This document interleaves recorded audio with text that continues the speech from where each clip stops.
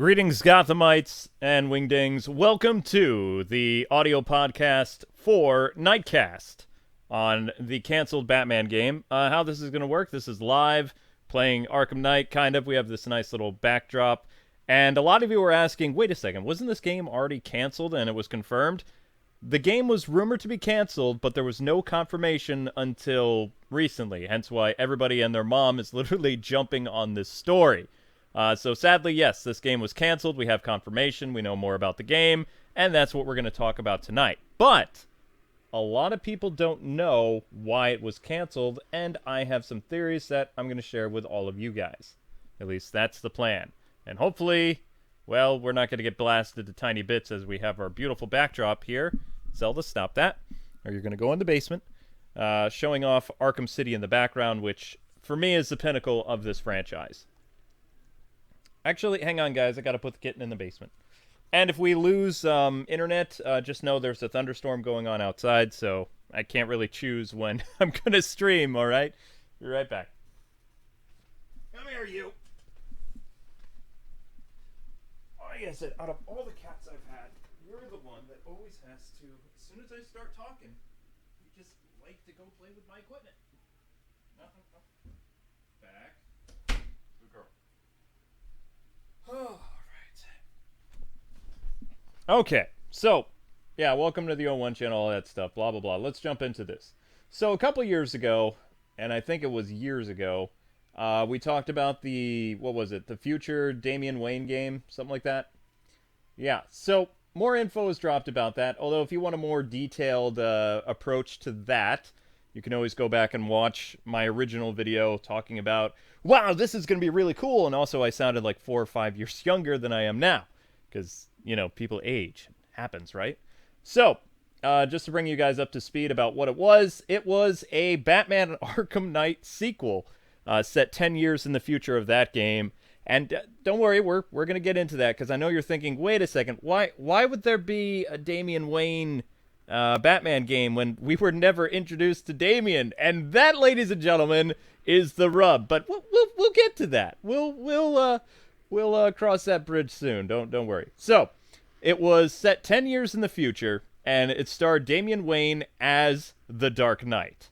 Gotham is on the brink of ruin, and crime is out of control more than, well, every other Arkham game that has existed, right? Yeah. So crime is running rampant. The city is supposed to be vastly larger than Arkham Knight, because if you guys didn't know this, WB Games Montreal always piggybacks off of Rocksteady, so their games are only just a little bit more improved on an engine that already exists. They don't really make their own thing. I hate to be that guy, but they're not Rocksteady. So it was supposed to be slightly larger than Arkham Knight, and just like Arkham Knight, you would travel around on a vehicle, except instead of a Batmobile, it would be the Bat Bike, which, yes, we haven't seen in the Arkham games, and as long as it didn't have the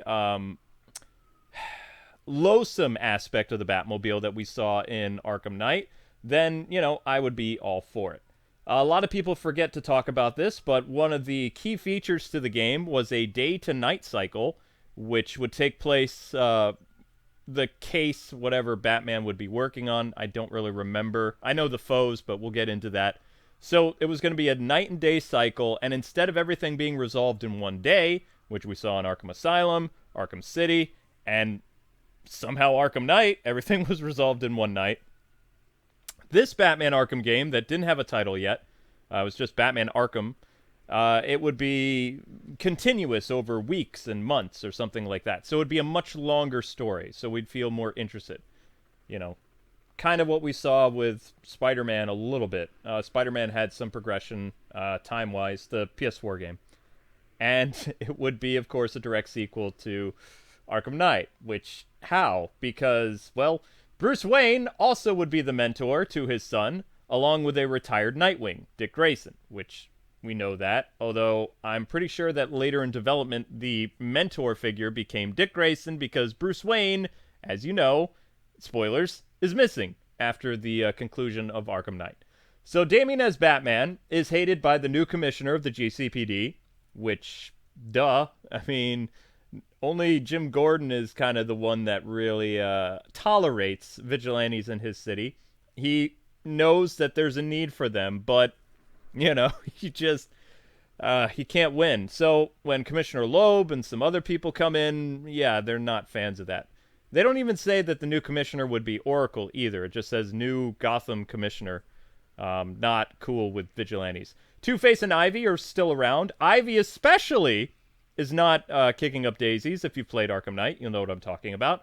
Black Mask is a woman now. It's not Roman Sionis. And a lot of people believe that it could have been Stephanie Brown, but I think it could be an original creation. Just because a character has blonde hair does not mean it is Stephanie Brown. Although, their reasoning to that is Stephanie also had ties to the mob in some ways. Well, I mean, her father was a supervillain, is supervillain, but he was very low on the food chain Gotham supervillain that Robin would fight from time to time. Made, dating Stephanie pretty awkward when the father was a C-list supervillain, we'll say that. Some Grant Morrison characters were going to appear in the book, such as Flamingo, which is from the Batman and Robin, Damien and Dick Grayson stories. White Rabbit, I believe, is a new 52 creation, and a lot of people were surprised about Gorilla Grodd's inclusion in the Damien Batman game. Now, I have some reasons for this. Most likely, I feel that Grodd was supposed to replace the big brutish role that was Bane, considering, well, canon-wise, Bane is dead in Arkham. They don't really go over it in Arkham Knight. I don't know if it was supposed to be a plot point, but the developers have confirmed that Bane is dead in this universe. So the reason why you only see Bane's stuff in this game is because Bane was killed shortly before this game even starts. Like, not even a few weeks before Batman was investigating his murder. For whatever reason, they kept it to the comic, and they did not include it in the video game of this. In fact, there's no bio about Bane being dead. He's just missing. But I'm pretty sure the developers confirmed this a couple years ago, that there'll be no more Bane. But they're like, well, there'll be no more Arkham either. So, it's, that. Two-Face would have a dual role as a villain and as his heroic anti-hero alter ego, the Judge.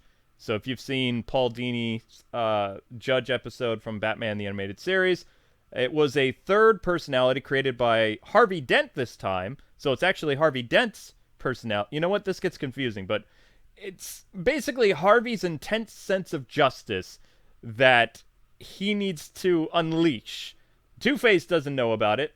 Harvey kind of knows about this other personality, but yeah, it's in the back of his brain or something. It doesn't make any sense. It was a cool idea by Dini. Dini can explain it better. I cannot. But the Judge was going to be another character in the game. You can kind of think of him like Azrael or maybe Jason Todd. I don't know. He goes around possibly offing villains. We don't know. Penguin was to make an appearance possibly as the mayor of Gotham or as just another mob boss stealing info from the Iceberg Lounge. The info is kind of sketchy on that, so not much is really known about what Penguin was going to do or not.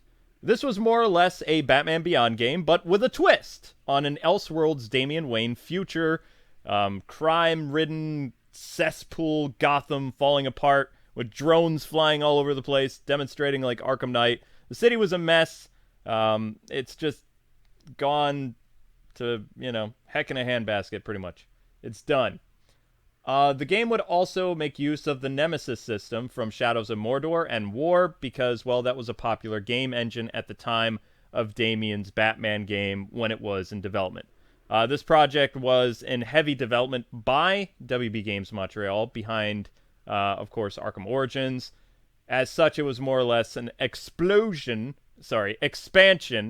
of Rocksteady's Arkham Knight engine. I wrote this last night, okay? So, I mean, that's a nasty typo, but it's an expansion, okay? It would improve very little on the game, though, and again, just like I said, it would piggyback off all the mechanics of Arkham Knight. Vehicle travel, a massive open world, but, they would do more with stopping crime, so that would be a cool feature, which may end up being in the Court of Owls game if it's true. They might not be working on a Batman game. Batman is not really on WB's top priority chain right now because Justice League failed, but more on that later. In fact, they even canceled the Justice League cartoon show and a bunch of other stuff. They are doing a new Batman show, but it's starring Harley Quinn because Harley Quinn is popular right now. That's the reason why Harley has an animated series, if you guys didn't know that. WB is just so petty about things. When things don't go their way, they throw a little tantrum, and they only use their characters that they see, quote, popular. So that's why Harley Quinn has a animated series and Batman is a side character in that. It's not a Batman animated series, it's a Harley Quinn driven. But we'll talk about that some other time. There's reasons for everything that WB does. The studio at one point was also working on a Suicide Squad game, which was canceled by WB after the movie of the same name crashed and burned. Because, well, if it's not going to be popular and it's not going to make WB money, screw the gamers. We're just going to burn everything to the ground and leave no trace of it other than concept art. This is also what happened to the rumored Superman game that was actually axed in the early stages before Justice League even released in theaters. Concept art eventually surfaced proving the game existed, and well, that was it. WB Games Montreal has confirmed they're working on a DC Comics-based game in 2019. They have let that slip several times on social media and to other press junkets. Many believe, even my friend Arkham Videos, that it is, of course, the Batman Court of Owls game, based on Scott Snyder's New 52 story of the same name, but this is not confirmed. But I also did report on this a few years ago as well, so if this is true, well, it's been in development for some time. The Damian Wayne Batman game was in development from 2014 until right around 2016-17 when it was given... No, when it had its plug pulled. That's much easier to explain. It wasn't really axed. It was just kind of like not even on life support. The game was almost ready, and WB pulled the plug. Just done. Rocksteady is also rumored to be working on a DC superhero game as well, but have stated it's not Superman. Not sure if anyone's asked them, hey, is this a Justice League game or not, but in terms of Superman, they've basically thrown kryptonite at any plans for fans hoping for a Superman game. And I know, a lot of you guys are tired of Batman games, but I'm not a fan of Superman, so I don't really see how Superman game can really work well outside of Superman being the crazy villain in Injustice. That is a very successful Superman game, but every other Superman game I've ever seen in my 30-plus years of life and 30-plus years of a gamer, most of the Superman games have not been super. I like that. Okay. So anyway, enough of this fun backdrop. Let's run around a little bit, and I will tell you guys some stuff about what happened with the Batman game, why I think it was canceled, and all that fun stuff. And just so everyone knows, me and WB Games Montreal are not tight. There are a lot of things that I don't like about them as a studio, and they don't like about me as a creator. So we have kind of like this friendly, I wouldn't say rivalry. I would say we're like frenemies. I personally feel that WB Games Montreal made a lot of hiccups with Arkham Origins and Blackgate that just shows that they are more or less amateurs when it comes to Batman video game development. And my interviews with them back in the day were pretty much proof of some of the issues that they created, some of which Rocksteady was not really thrilled with. Hence the continuity being all shot to... Well, you know where I'm going with this. This is also part of the reason why the Damian Wayne Batman game was pulled, is because there was no way they could salvage the game after the conclusion of Arkham Knight, which had, spoilers, Batman go missing and Ivy die. Now, Ivy, if you didn't know this, was a key character that they had built from the ground up for the Damien game. What do you do with a dead Ivy who you've been working on for so long? And what do you do with a story that was based around a mentorship of Bruce Wayne and Damien, who did not exist in the Arkham canon prior to this game just randomly being in development by our friends over at WB Games Montreal? You can see that they were heading into a lot of problems eventually. And Warner Brothers, not WB Games Montreal, are the ones that pulled the plug.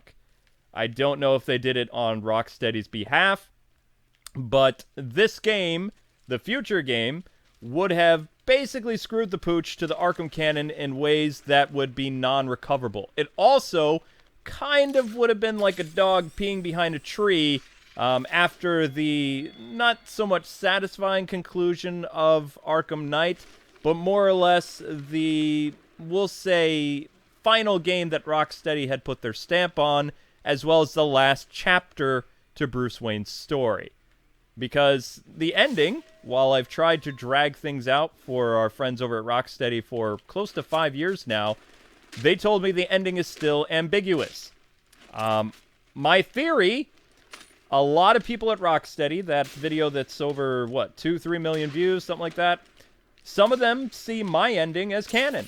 Others say that it can still be left open. It is a beautiful ending that leaves a lot to be speculated. They will never confirm it. So the fact that Bruce Wayne was going to show up in WB games, Batman Arkham Untitled thing, was kind of like a slap in the face to Rocksteady because they had a clear conclusion. Now, in WB Games Montreal's, what's the word am I looking for? Not on their behalf, but I can see where they're coming from a little bit because there was no communication between them, Rocksteady, and Warner Brothers when this Batman game was in development. Just like there was no communication or handing story ideas back and forth between the two studios when they were working on both Arkham Origins and Blackgate. They were definitely inspired by the Arkham games, but they're like fan fiction that just really doesn't flow well with the Arkham universe. It changes how long Batman was active. It changes Batman's whole Arkham shenanigans, because Arkham Asylum was supposed to be the first time that Joker took over the asylum. But if you've played Blackgate and you've played Origins, guess what happens? Anyone want to guess? Well, I'll tell you. You basically play Arkham Asylum twice! So, yeah, no communication. Now, you would think that WB Games Montreal would, I don't know, have some type of communication with Rocksteady working on a game that's supposedly the sequel to Arkham Knight. Because there was a heck of a lot of problems with their future game, and I believe they were banking on the Arkham Knight's identity being Damian Wayne. Which, if you think about it, makes sense how they could come to the conclusion, okay, we're going to make a future Batman game starring Damien because Damien's the Arkham Knight. It makes sense. This is somebody from Batman's past, and it was Damien. Maybe that's what WB Games Montreal thought. I don't know. But the Arkham games, they killed Talia. So, I mean, that could have been a clear indication about something being off. There was no love child for Bruce Wayne and Talia in this game, in this franchise, in this continuity. There's no way. It wasn't possible. She died in Arkham City. And you can't tell me that WB Games Montreal was not paying attention to what was going on with Arkham City. It's not possible. You would have to be an utter imbecile not to follow the game that you copied. Literally, just copy and paste. Arkham Origins was like an expanded Arkham City.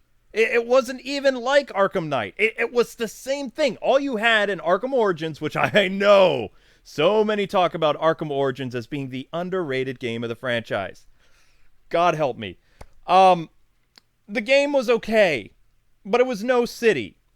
It was not even an Arkham Knight game. It had a lot of problems. And I was never one of those critics that shied away from criticism of Arkham Origins. Ever! So, yeah. But, you know, I want to say that when I interviewed one of the gentlemen behind the story of Arkham Origins who was doing his own thing, I was very careful with some of my questions. Back then, I wish I wasn't. Because maybe, just maybe, I could have helped with some things instead of held my tongue. But, I don't know. I don't hold my tongue. When I have something to say, I say it. That's how I am. I'm a straight shooter. When it comes to criticism, when it comes to things that I don't like, I don't hold back. I never have. Some publications I've worked for, they love that. And some publications that I've worked for, they loathe that because sometimes it could get you into trouble. Not gonna lie.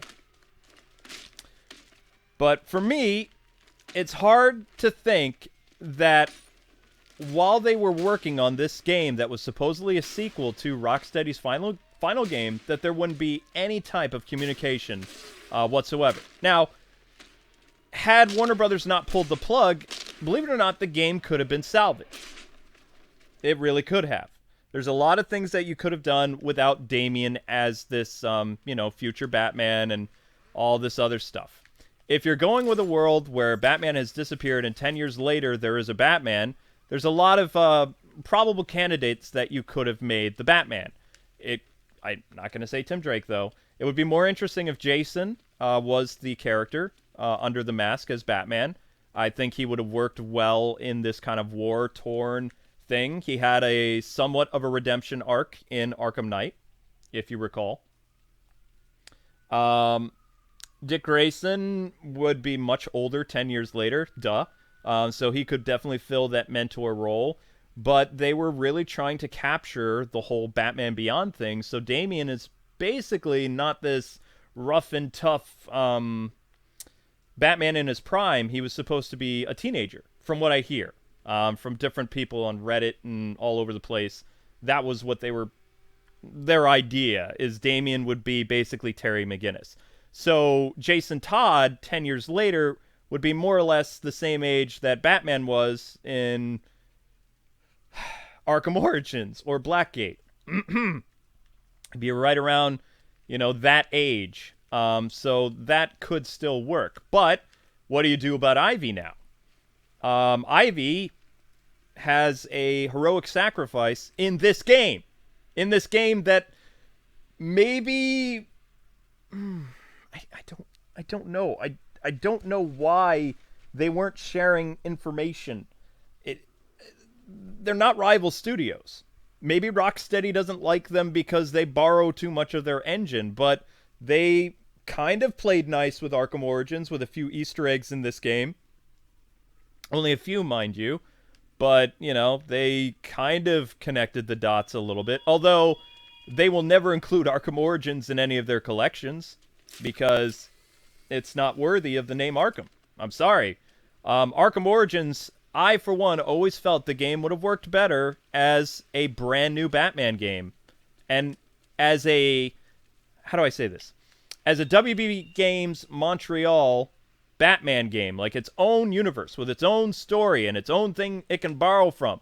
The only thing WB Montreal can do now is another prequel game, which is the rumor that's been around for 2 years, is that the Court of Owls is going to star Bruce Wayne and Dick Grayson, and it's going to take place in not Arkham Year 5, no. It'll be Arkham Year 2 or 3, and Robin is going to be older. I'm going to have a stroke. So, nuts. The original Arkham Asylum game had a very older Batman than Arkham Origins. My biggest problem with Arkham Origins is how it basically, and this was stupid, is it took away from the possibility of more Arkham games, because when you placed the timeline and did a new 52, okay, you eliminated a ton of really good story adaptions that would have made fantastic games using the Arkham title. When WB Games Montreal went and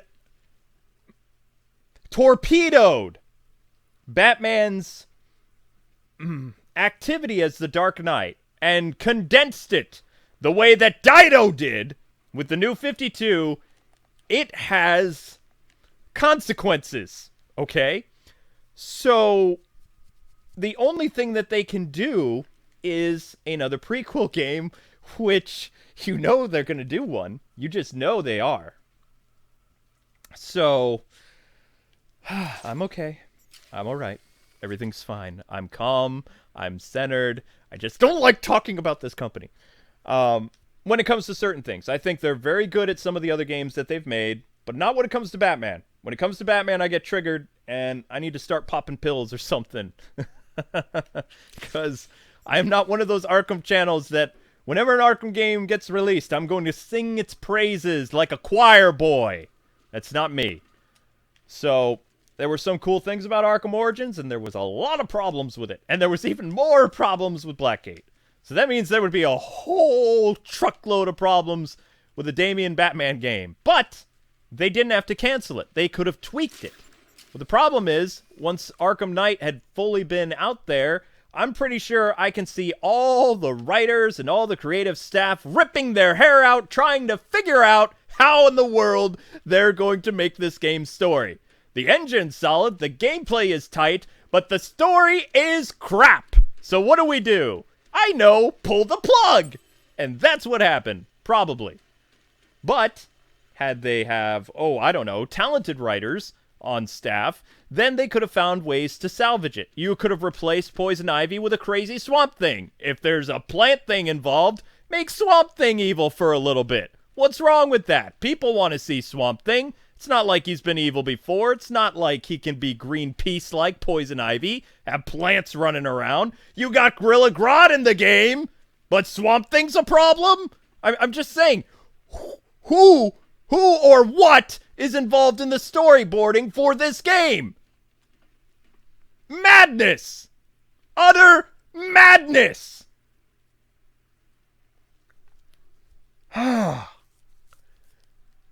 There's so many different characters that they could have borrowed from, too. But because a couple things just don't pan out, we just scrap the whole thing. That, to me, feels like years of development just down the drain. Now, okay, you could argue, whoa, hold on there, Kwing. They could just be, recycling the engine again, using the Batbike, using the day-to-night cycle for their Court of Owls game. And it's like, you know what? That's probably what they're doing. But at the same time, I don't want any more WB Games Montreal Arkham games. Retire the Arkham name. It's not necessarily the Arkham game that gets people to buy the game. It's Batman.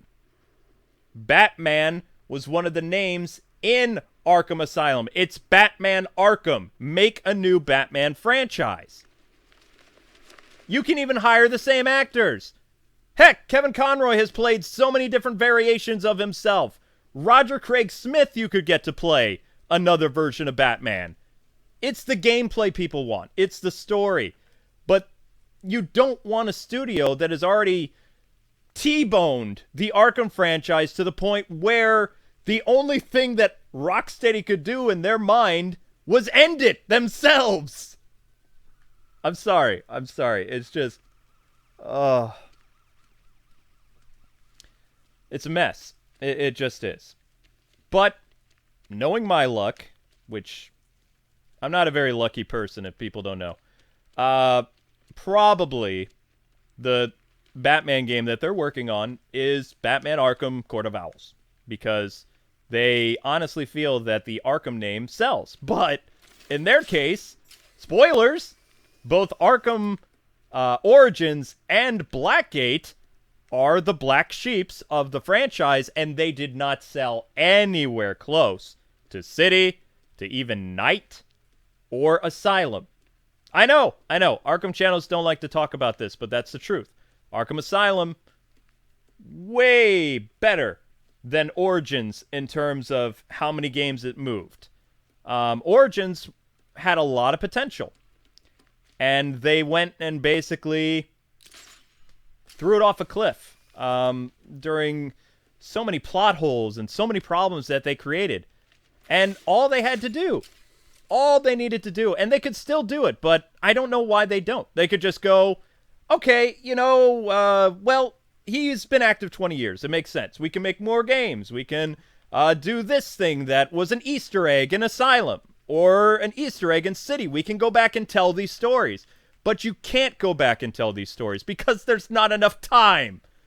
And there's no way that you can make a future Batman game with Bruce Wayne just showing up like, oh, I died. My, my whole place is gone. I blew up everything, but guess what? I am basically still mentoring and carrying on the Batman legacy. We know that's not what happened. Batman faked his death, and he's out there full-time being a crazy vigilante.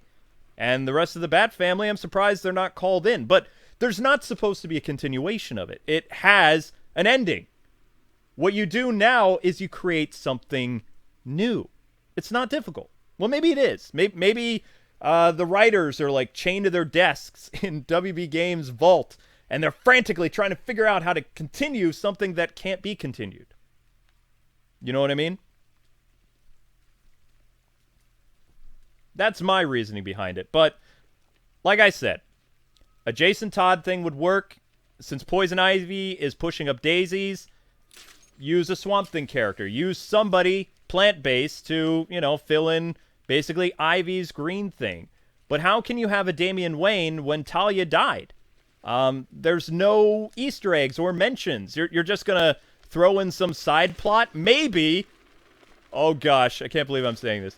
Maybe the whole Court of Owls story, part of it is going to see, the whole Night in Metropolis Easter egg between Talia and Bruce in the Court of Owls game, so that years later, aha! Remember that little thing, that interaction they had? Well, guess what? You played that part of the game where they were in Metropolis together, so that's how Damien comes to be. Boom! There, problem solved. No. You need... The thing that people love about Arkham is there's character development. They don't like it when characters just randomly appear, unless they work with the story. And random Batman, no, it doesn't fly. Now, if you want to make your own new Batman game and say, this game is set in the future with a different Dark Knight and an older Bruce Wayne, go for it. Drop the Arkham title. Drop the Arkham connection. You can't have a sequel to Arkham Knight. It doesn't make sense. There's too many loopholes, and we already know and have proof that the writers at WB Games Montreal, they don't understand Arkham. They never will. They don't get it. They think, oh, we could just use the name and write whatever we want. We can do this. We can do that. It'll work. People will eat it up. People didn't eat it up. And crazy fans like me have been rolling around for years in anguish over all the failed aspects of the story that continue to gyrate me to this day. Ugh.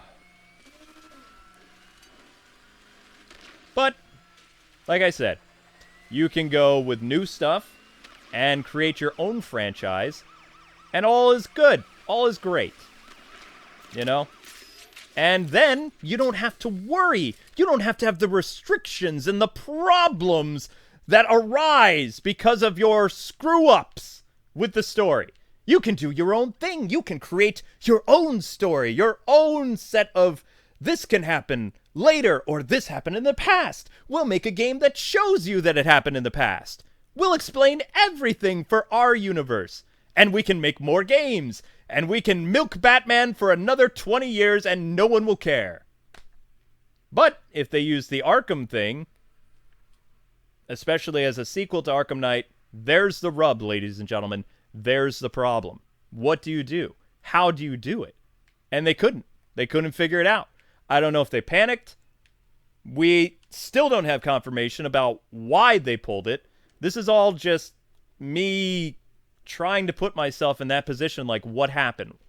Why did they mess up to the point so much? Why did they never talk to Rocksteady? Oh, yeah, we plan on Batman being missing. Or we brought Jason Todd back. Why don't you... Because, I mean, they know that WB Games Montreal is a developer... Picture it this way, okay? You have the really brainy, talented kid in school, right? And right next to them is WB Games Montreal, copying off their paper. You know, just trying to make it look a little different. Trying to make the story just a little bit different, but not too different, because then it's different than the talented kid. So, if they don't have something to copy off, how can they make a really good Batman game? They tried. They told us, they told me to my face that Arkham Origins was going to be amazing. I was flown down to E3 and sat down with WB Games Montreal in their fancy booth, and they were explaining to me, this is going to be a great Batman game. As you, the Batman guy, you are going to love this. Did I love it? Did I?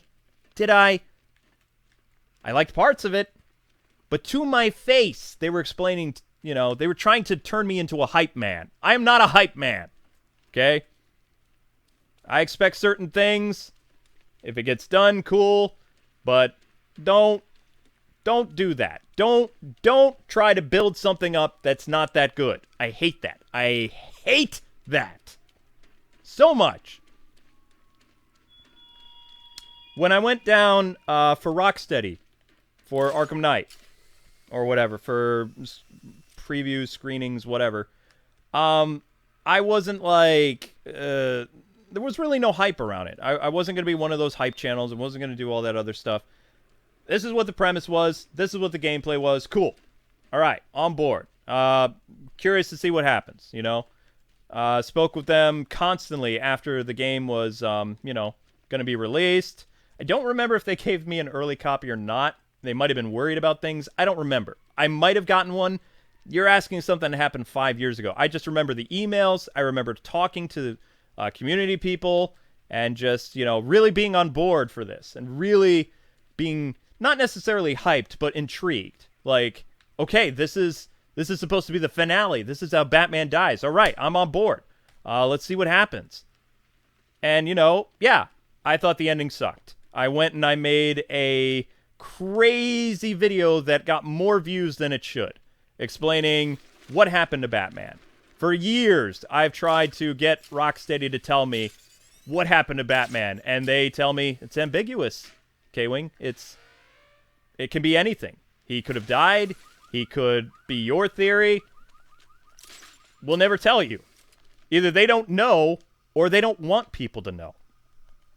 So, maybe it's possible that Montreal had a heart and was like, you know what, we can't do this to the Arkham Legacy. We can't make this sequel. The only thing we can do is stick to the past.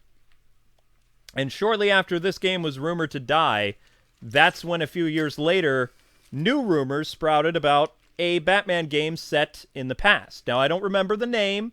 There's been a lot of different axed Batman games over the years. Past 5 years now, there's been so many canceled Batman projects. Too many to name. Cartoon shows, comic lines, not live action series. No live action. No.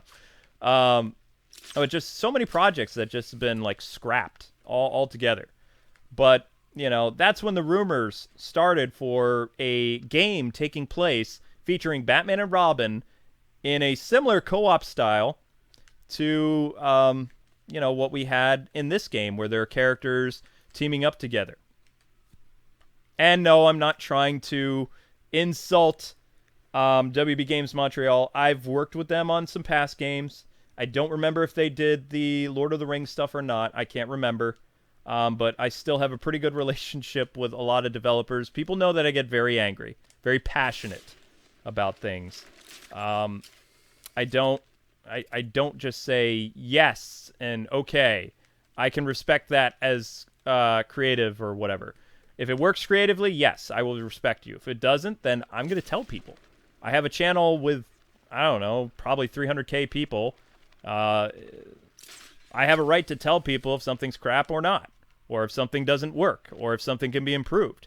That, to me, is what I feel my job as an influencer and a Batman person this, oh my gosh, how many years now? Too many years. Too many years.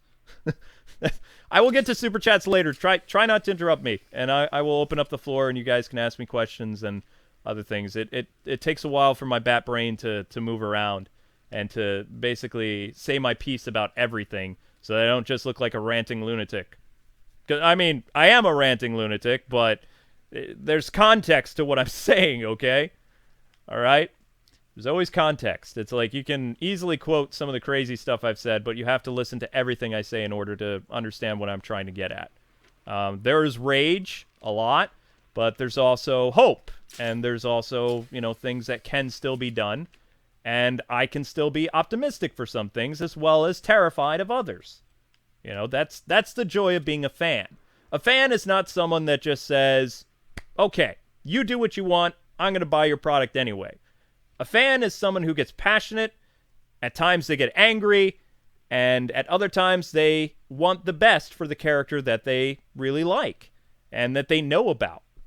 It's no different than someone at a sports team who is rooting for their favorite team, even when that team sucks right now. They go out there, they cheer them on, and they hope for the best, even though they know in the back of their mind they're probably going to lose that day.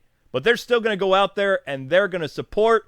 And when their team sucks, they're going to tell them that their team is sucking by, in my case, growing up as a Pirates fan, my father and grandmother, bless her soul, rest in peace, she would scream, "Let the parrot pitch," when the Pirates were stinking up the field.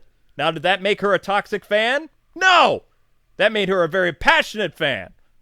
So that is the comparison to real fans as opposed to fake fans that will go with whatever the company tells them. Whatever happens. They just not necessarily like it, but they don't say anything.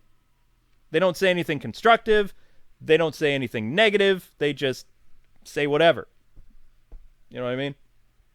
So, there are a lot of possibilities. I am not going to talk about the Court of Owls game because I'm pretty sure we've covered everything. We know that it may be in development. It may not. You might not hear anything for the next couple of years, or you could hear something this year. This year would make sense because it's the 80th anniversary of Batman.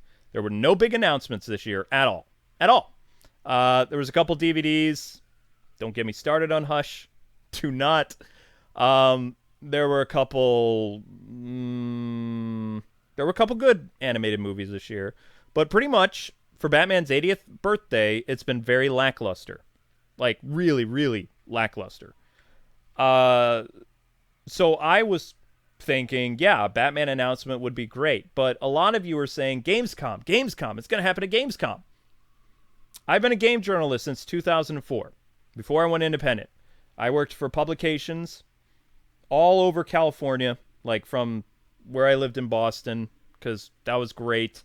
I could just send in my, upload my stuff to their blog, or the pay was lousy, but it was a cool experience. Whenever a publication in Cali needed me to cover something in New York City or Boston, boom, I was there because I lived there. I lived in Boston, so I got to do a lot of cool stuff. But where's I going with this? I got distracted. Crap. This is why I hate live. Oh, Gamescom. Thank you. Gamescom is very big in Europe. I'm not saying that it's not possible for them to do an announcement for Batman, but usually Batman is an American property. So it usually gets announced at, E3 or Electronic Gaming Monthly. Spike TV Awards teased Arkham City. Was it Spike TV? The Video Game Awards. It was on television. The Joker was like opening up this thing, and he was like, whoops, I don't remember what that was. That was a tease, and then not long after that, a game was revealed. I believe Batman Arkham Origins was revealed in January. No. It was the winter months. Either it was in a magazine or it was like in videos or something. They dropped a trailer or something. I don't really remember everything about it. I was excited for it for a while, and then the more I kept hearing about it and the more Warner Brothers kept telling me about it, it was like, I don't want to know anymore because you're going to make me hate this game. Stop it. And, well, we know how that went. But I don't know if something will happen at Gamescom. I've kind of not given up hope, but I've given up caring, is what I'm saying. When the developers are ready, they will announce that there's a Batman game ready. And I've talked about this before. and I'm going to continue saying this because I know it sounds petty and it's stupid, but it's how WB does their things. It's why Harley Quinn has a new animated series and Batman doesn't. It's why Harley Quinn has a new movie and Batman doesn't for several years. Warner Brothers only goes with what's currently popular and trending. That's why Batman had so many games and TV shows when the Nolan thing was just kicking so much butt. Like, Nolan could not be stopped. So in that short time frame, there was so much Batman content shoved in people's faces, you either loved it or you hated it. But he had more games in that time frame than I can think that he had video games in his entire career. Because when I was a kid, Batman games would come out, I don't know, like maybe every 3 or 4 years, and they weren't always good. But ever since 2005, all the way up to 2015, and a little bit beyond that, was a Batman game every year, and sometimes more than one Batman game. Right now, that's not the case because BVS was underperformed, Justice League was kind of Batman's last shot, Suicide Squad was supposed to be a redeeming quality for Batman as well, and it kind of was, but the movie overall just did not perform well. All of these three factors were kind of why Batman was tucked back into the cave, so to speak. And right around this time is when the current Batman games in development, along with Suicide Squad, were pulled. Now, there's a lot of hype for the next Batman project, which is The Batman by Matt Reeves. So it's very plausible that you could see a Batman game in 2020 or 2021 if WB is willing to risk it. And they're petty in that regards. So I don't know. I haven't heard anything about a Batman game from any of my contacts. I have not done anything to tick off my contacts. In fact, my phone calls with people have been a lot more colorful and angry than this podcast today. So if people think that I went off the deep end, you don't want to talk to me on the phone when I'm angry. So if I've been able to maintain relationships with a lot of these people working-wise when I've had a hot temper over certain things, I'm not really concerned about this. So it's not the death of my channel. If anything, angry always seems to do well on YouTube, which I hate that it does that. I'm just trying to get my points across. But I don't know what is going to be happening. I've talked to Arkham Videos a couple times. I don't know if he said anything about Gamescom. He, like me, is just tired. I know he reported on the game being canceled because he was waiting for official confirmation. Because that's how that guy rolls. One of the things I respect about Arkham Videos, he's not like me. I will get clickbaity sometimes if I'm desperate enough for it. But he will not do anything unless there is some type of official confirmation or he found out from somebody that worked there or whatever, and that's why he made his video. So I guess I'm kind of following suit in that sense, being a grandfather Arkham channel and all that other stuff. So that's my piece on that. But the fact that it was officially confirmed is dead, and more info is probably going to leak about it, or it might not. We still don't know Penguin's role. We still don't know a lot of other stuff, and it really doesn't matter. I mean, a lot of this stuff, you have to remember, can just be recycled into the prequel game that could or could not be in development. It would be incredibly risky for them to just completely scrap the Arkham Knight engine because they could just use it again in their next project. It wouldn't, from a costly perspective, just to switch it over to that, it'd be a lot easier. That way you could also get the game done faster because you have to remember, supposedly, the Damien game was in development right after Arkham Origins.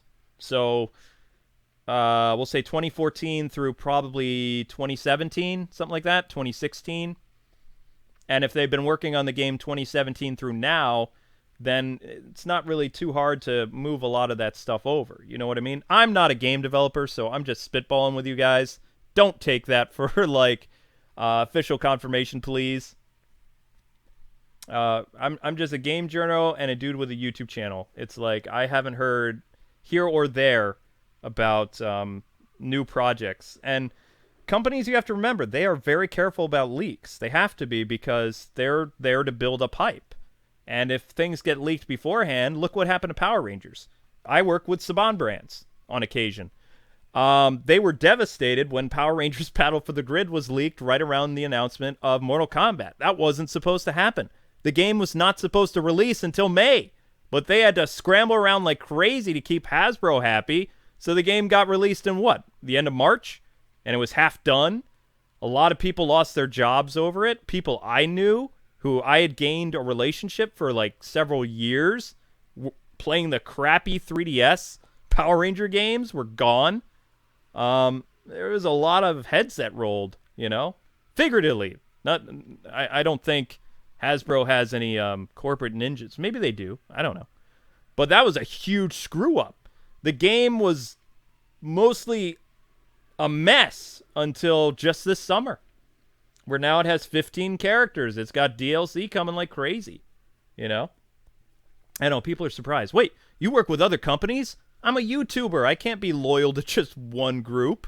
My gosh, there hasn't been a new Batman game in 5 years. I am milking a game by sitting here with 500 people and you're watching rain, for crying out loud.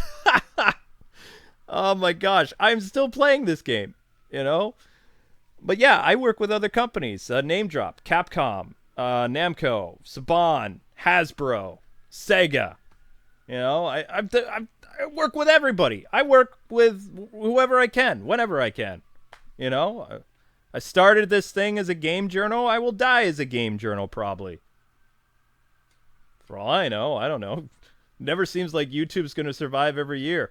I'm surprised I haven't started drinking yet, because watching my income is like a roller coaster. I would not put my worst enemy through working for YouTube, because you never know. They could flip the switch tomorrow, the algorithm could change, and I'm done. My merchandise doesn't sell. I don't think. I don't even know how to sell it. They don't tell me nothing. No YouTubers share any secrets. It's like a secret society that I can't get in. So I just do things my own way and hope for the best. That's all you can do. But people ask me, hey, should I get a YouTube job? No. Stay in school. Become a journalist. Even though it pays lousy, at least you can get a 401k. Maybe. But anyway, let's open up the floor. You guys can ask me whatever you want. And I'm pretty sure we've exhausted everything. YouTube is not I would say, a job for anyone, for everyone, but you can make a career out of it. I've done it for 12 years. It paid way more than any of my journalist jobs, I'll tell you that. And they had me, they didn't even pay, I'll tell you, some publications I worked for, they didn't even pay for my hotel. They'd get me a badge in. I would have to scramble the money to go to a hotel to cover some of these events. I'm pretty sure I also had to pay for my hotel sometimes. Most of these companies will just pay for your plane to go down to like E3 or go overseas or whatever. You got to pay for your hotel sometimes. How's Amber, Kwing? She's fine. I don't see how that's Batman related, but... All right, let me see if I can make these bigger, because I can't read this stuff.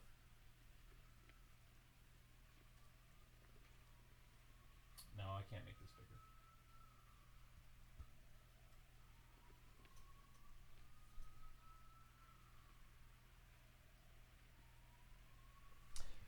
I don't feel comfortable, Nightwing, with them making another Arkham game, but WB Games Montreal is a talented studio. They just don't understand storytelling when it comes to already established franchises. I would not also want to work on a prequel game based on a very popular franchise, because I would be worried I'd screw it up. But I'll tell you the one thing I wouldn't do. I wouldn't say, this takes place 10 years before such and such, because now, if any other studio wants to go and play around with this potential franchise that could have been huge for years, I would never have set the bar that low, because it's really hard to play in that sandbox now, because someone who made a prequel game didn't want to play nice with others in the future. So no, I wouldn't have done that. I would have kept to what Deanie suggested, 20 to 15 years. A lot of potential. But I still am adamant in thinking that the gameplay was solid for Arkham Origins. The game was fun. It was a good Batman game. It did some, unique things like the fast travel with the Batwing, and I love me those electric gauntlets. Who's to say that they can't make their own Batman game not set in the Arkham universe? I think they would succeed very well, and you can quote me on this. And WB Games, if you're still listening, I know you're listening. You could make your own Batman franchise, and it would actually work very well. There are people that are dedicated to, your Origins game, and the Batman name would actually work very well under your branding because Rocksteady is done. You guys understand the core mechanics of the gameplay. The storyline, we'll say, needs some improvement. But as long as you're starting fresh, there's no problem. Because then you have all these people like me that become followers. They are interested in the world that you're creating, not the world that you're... I don't think there's a nice word I can say for this. Not for the world that you kind of... No. I'll just drop it. There's nothing nice I can say in it. You kind of messed up the sandbox, which is not cool. I'll say that. Don't get me started on Tim Drake and what a Bat Family game would work outside of Arkham. Yes, it would. There's a lot of Batman things. See, okay, if I was fresh-eyed and bushy-eyed and fresh-tailed or whatever, and I was working at WB Games Montreal, and I had a pitch for them, I would say, okay, let's keep to the Arkham formula, but let's drop the Arkham name, and let's take two popular stories from the comics, rework them a little bit, and make a game. And based on what people are saying, they want to see more of the Bat Family. So I say we do Hush. But not Hush in its entirety. We take some elements from Bruce Wayne Missing, or Bruce Wayne Wanted, or, Public Enemies. And there's a lot of things we can play around with different properties. And also it'd be like, I'm not going to write this. Why don't we hire Paul Dini? Or have him as a, what do they call it? Gosh. Words. Not a liaison. Is it a liaison? Consultant. Get somebody who writes comics as a consultant for the next Batman game. Very, very hard to screw it up. Neil Adams is wicked old, but he still loves working on Batman stuff. I'm sure he would love to have a Batman video game under his belt. Guy would work for peanuts. Brilliant artist, or brilliant writer. Or is it Dennis O'Neil? I'm too tired to remember. One or the others. Would I play another DMC game? No, not with threat of death. Would I play another DMC game? I happen to like the Devil May Cry franchise being back where it is. Thank you very much. I want a Teen Titans Go game. Go play in traffic. Kidding.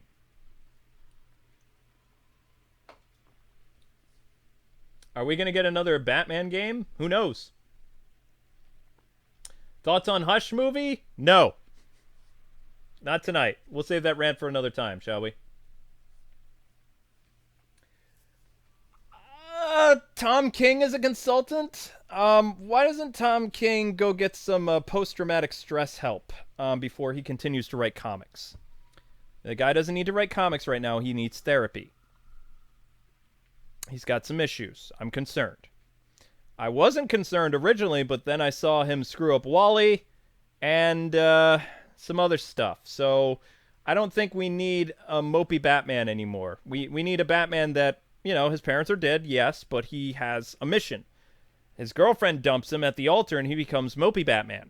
We don't need that. So no Tom King. Great consultant who would be cheap. Chuck Dixon would work.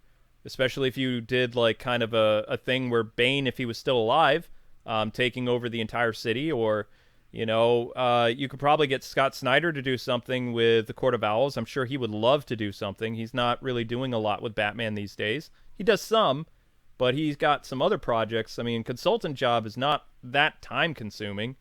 I would be open to it. Heck, if I got my first writing credit doing something like that, yes. I don't know if I could play nice, but, I would at least I could pitch some stuff. I wouldn't even be upset if WB Games Montreal, who's watching this, if they stole some of the ideas that I suggested. I'd be flattered.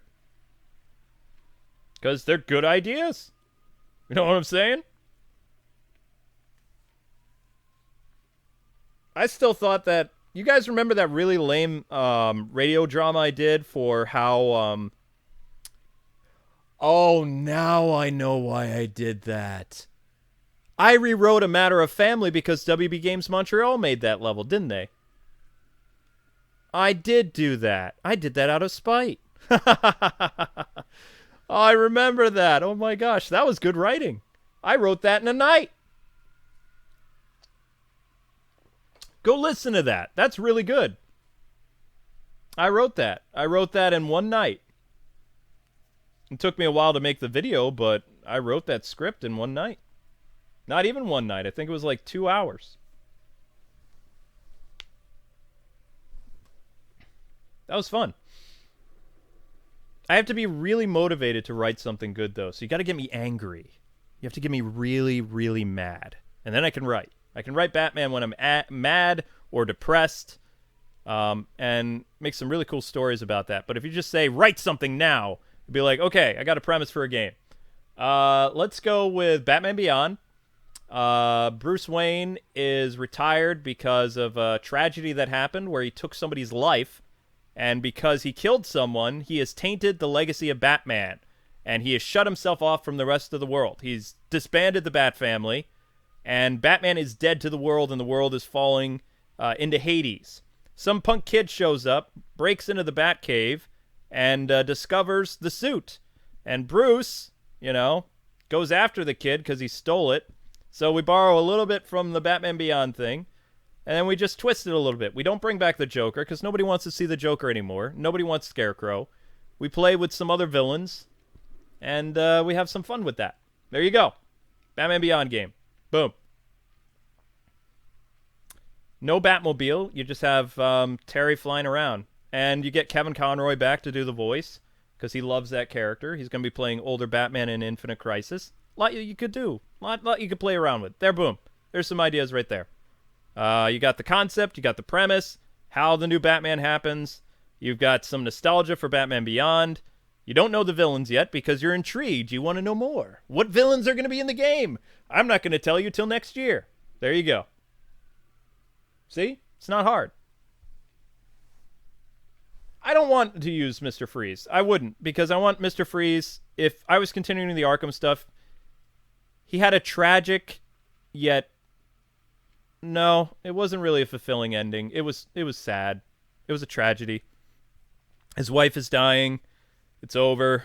Thankfully, she didn't slap him in the face for all the bad things he did. She realizes she has little time left. They're together, and that's it. That ripped my heart out. Amber and I, in fact, after recording that episode 5 years ago, Amber was in tears because it was just... It's sad, It was like, oh my gosh, she comes back to this. They sail off together. Oh, it's gut wrenching. That's good writing. Excuse me. Oh, I have water leaking out my eyes just thinking about it. Is Clayface dead? I don't know. Maybe.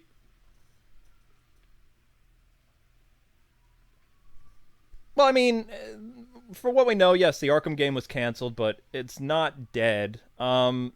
Pretty sure that they just transferred the engine over to this new game. But don't quote me on that. I don't know. Anything's possible. I would, if I was working on that team, I would not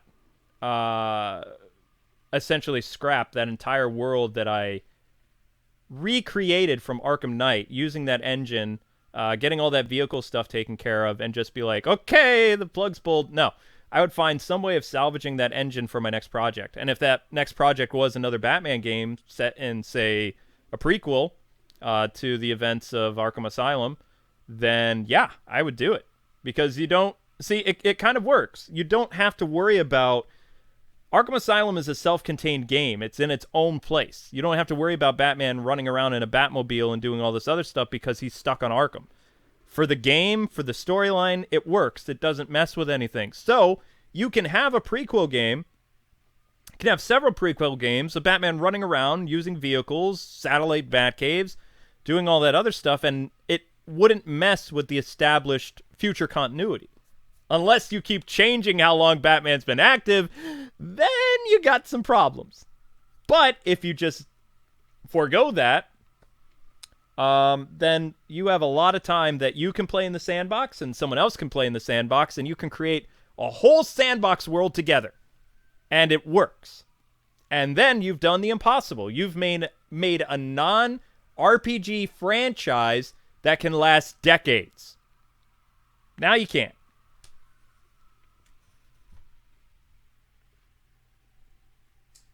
Will I do lore while playing Arkham City? Last time I tried to put on my PS3, it almost caught fire. So if I do City stuff, it would have to be Rocksteady's remake. Sorry. But I don't... It's not possible to play the PS3 anymore. And I can't really buy another one because things are tight right now. I love the gritty atmosphere of Rocksteady's original, but I can't do much about that.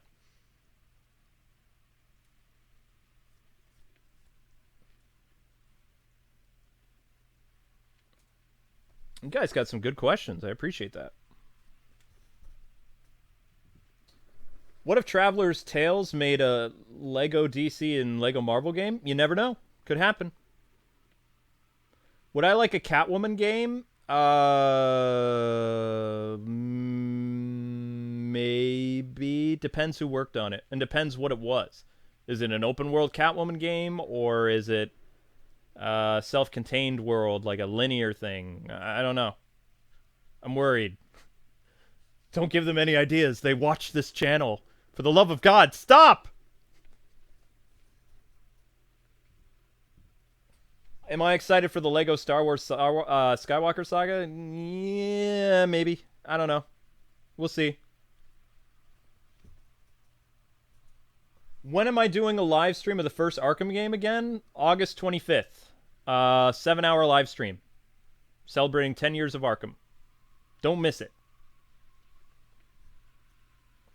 A game covering DC Metal would be interesting. I would play that, or I'd love to see something like that.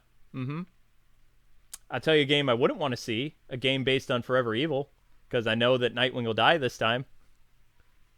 That's the only story arc I would never work on with DC ever. I would never do it. Even if they paid me like what I make in a year, I wouldn't do it. I wouldn't write it. I wouldn't consult it. I'd be like, nope. I got my principles and I know what you're doing. So no.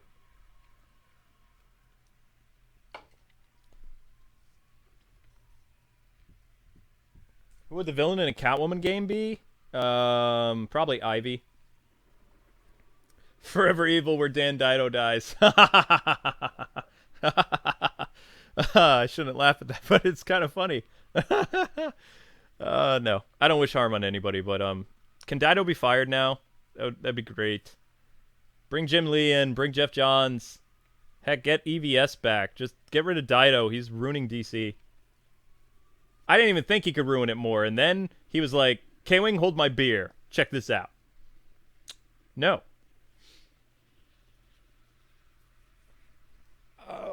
My thoughts on the Joker movie? I'm being misquoted on that quite a bit. I made a video on that.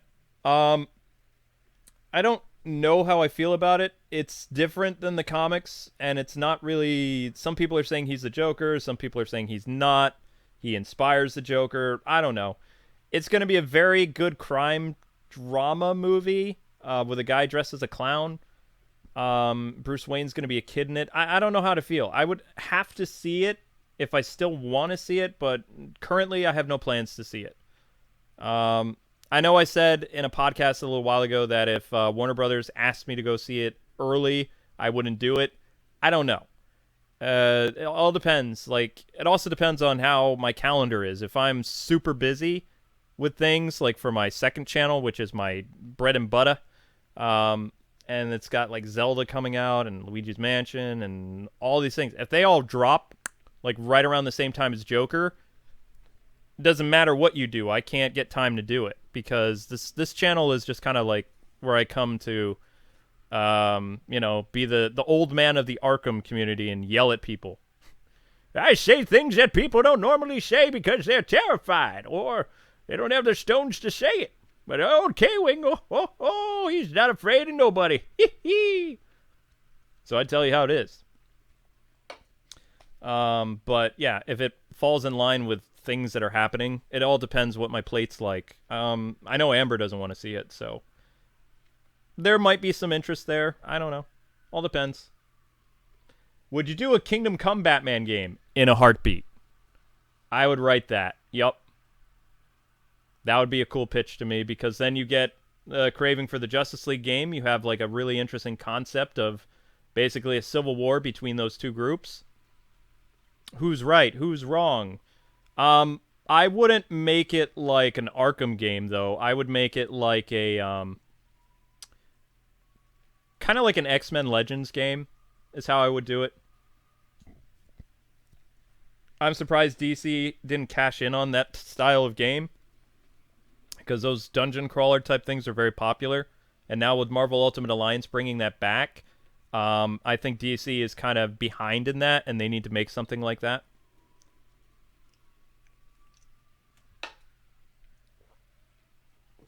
The thing is, the Batman Beyond thing might have sailed for now.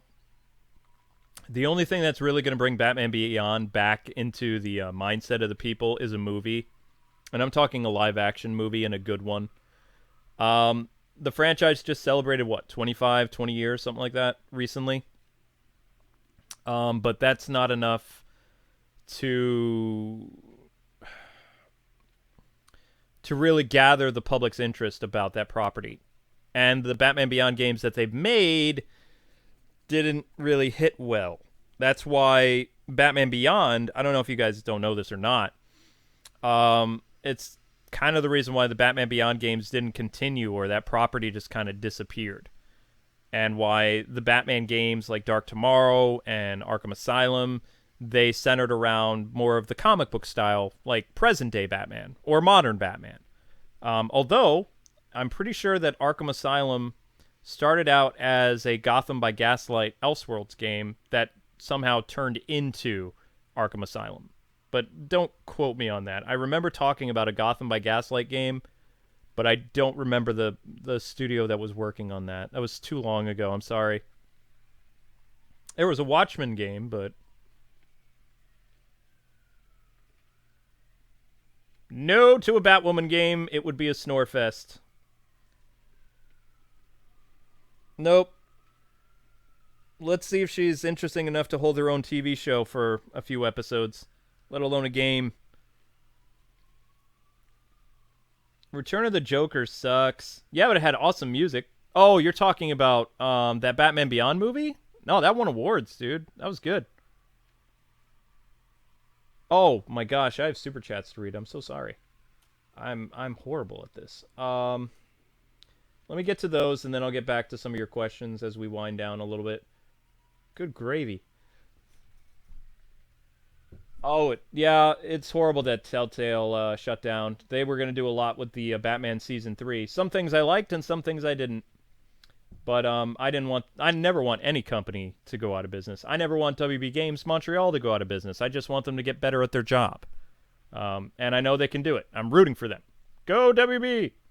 Thoughts on Justice League versus the Fatal Five? Awesome movie. Go watch it if you haven't seen it. It's as close as we're going to get to a Justice League reunion show. For now. Go see that movie. WB could take some Batman notes from Telltale. Yeah, maybe. I mean, they did some interesting things, but also Telltale was basically doing their own thing. They were building up their own universe. They turned Thomas Wayne into a crime boss. As I illustrated before, WB Games Montreal was playing in someone else's sandbox. They weren't doing their own thing. And the arrogance of some of the things that they did just really does not sit well with me. And as a fan, it hurts. someone who loves that franchise, that they willfully did that stuff and brushed it aside like it didn't matter, it makes me mad. You know what I mean? It really... That's how you hurt Kwing. Mess with Batman continuity. That's like plunging a knife into my heart. Okay? And in my bat brain, it drives me batty. Because now, there's so many different pieces that don't fit together. Things that Paul Dini created in Asylum and City no longer mesh. They're all over the place. And they'll never fit together ever again. The stories, the things that happened in Asylum, the things that Joker and Penguin and Riddler and Poison Ivy and Tweedledee and Tweedledum, all these different characters, all these backstories, all these little things that they could have made games from will never work in the Arkham franchise. Ever. Ever. Impossible. A genius could get 2 more prequel games and that's it. That's how much room you have. That would drive me crazy, because if you planned out, if I was, say tonight, I turn off this stream, and WB Games calls me up and says, we want you to write the next 3 Batman games, and they have to be set in the Arkham universe. I would do my best, but the first thing I'm going to tell them is we need to retcon how long he has been the Caped Crusader. And I'm going to tell you, I'm going to do this. I could have 5 games plotted out like that. I wish I could snap my fingers because it would be so easy. There were so many things that were hinted at that people want to know more about. Certain backstories, certain events, certain cases that Batman did that we'll never see. And we could have had. That's what's aggravating. You know what I mean? So I would retcon it. If they would give me permission to retcon it, I would retcon it in a heartbeat. Arkham Origins never happened. Boom, gone.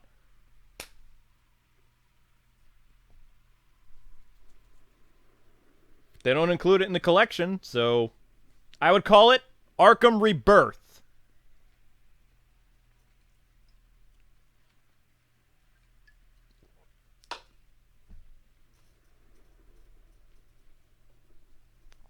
Arkham Wednesday. Arkham. Well, I will tell you this. Even though it has the name Arkham, we're not going to have Batman trapped in his a prison for his first game 3 times. Arkham Requiem. Arkham Owls. I don't know. Yeah, there's a lot we could play around with. If I did a future Batman game set in the world of Arkham Knight, I would not want to do that, but I would fast forward probably 30, 40 years into the future. And I would start the game with Dick Grayson basically having to retire due to an injury. And, yeah, probably just steal from the whole Batman Beyond thing and just go with that. Wouldn't really need Bruce Wayne. Maybe Bruce Wayne can show up later and kind of just, like, have Dick Grayson punch him in the face for thinking he's been dead for 40 years. I don't know. There's a lot of things you could play with if you have permission, but if they have to be like, no, you have to be kind to the original, artists, it'd be like, nope, screw that. Either I retcon it, I've got these 5 games right here, this story, it all connects, all goes back to the brilliance of Paul Dini, all goes back to the genius of the Arkham Knight team, boom, boom, boom. You want it? You got to do this. That's all I'm asking. Officially denounce it. Or officially announce that he's been Batman for 20 years by Asylum. Because I would have a prequel game talking about what happened to Jason Todd. More in detail. I would have a prequel game about what happened to Batgirl. I would have stuff between the crime feud between Joker and Penguin. That little gang war. That would be a fun little game to do. All kinds of fun stuff that I could do just based on little things that Paul Dini left breadcrumbs for. I think he did that on purpose. I don't know. Owls of Arkham. Arkham Flashpoint. But you have to remember, Dini is a genius. I am not. I'm just good at following what's already been done. And not screwing it up.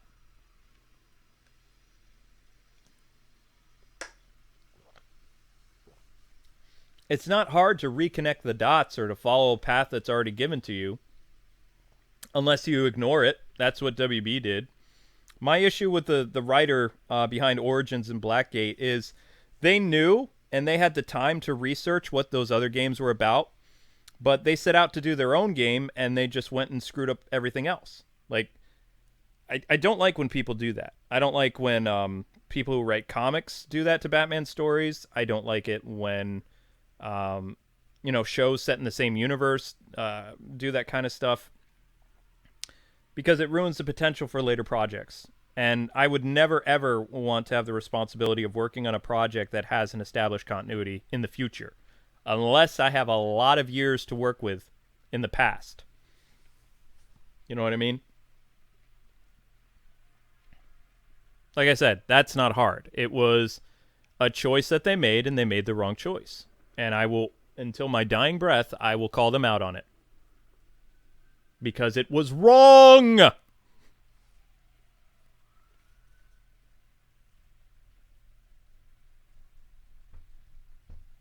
Yes, I've watched the second half of Young Justice. It's been very interesting. Season 3. Highly recommend it if you're over the age of 18. Because it's got some freaky stuff in it.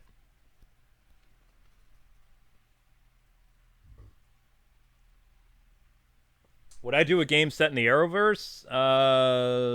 No. I don't know Arrow that well. You guys, I'm not a DC guy. I'm a Batman guy. I've been a Batman guy for my whole life. I don't follow everything that DC does. Green Lanterns come and go. Supermen go from being the Man of Steel to a being of electric energy and two halves. And then he has long hair. Then he's back. Then he's not back. Then he's wearing a t-shirt. Doesn't matter to me. The Batman stuff is where I relate, where I learn, where I could create. It could be my playground. It could be my fun place. But, other DC stuff, it's like not my jam. Sorry.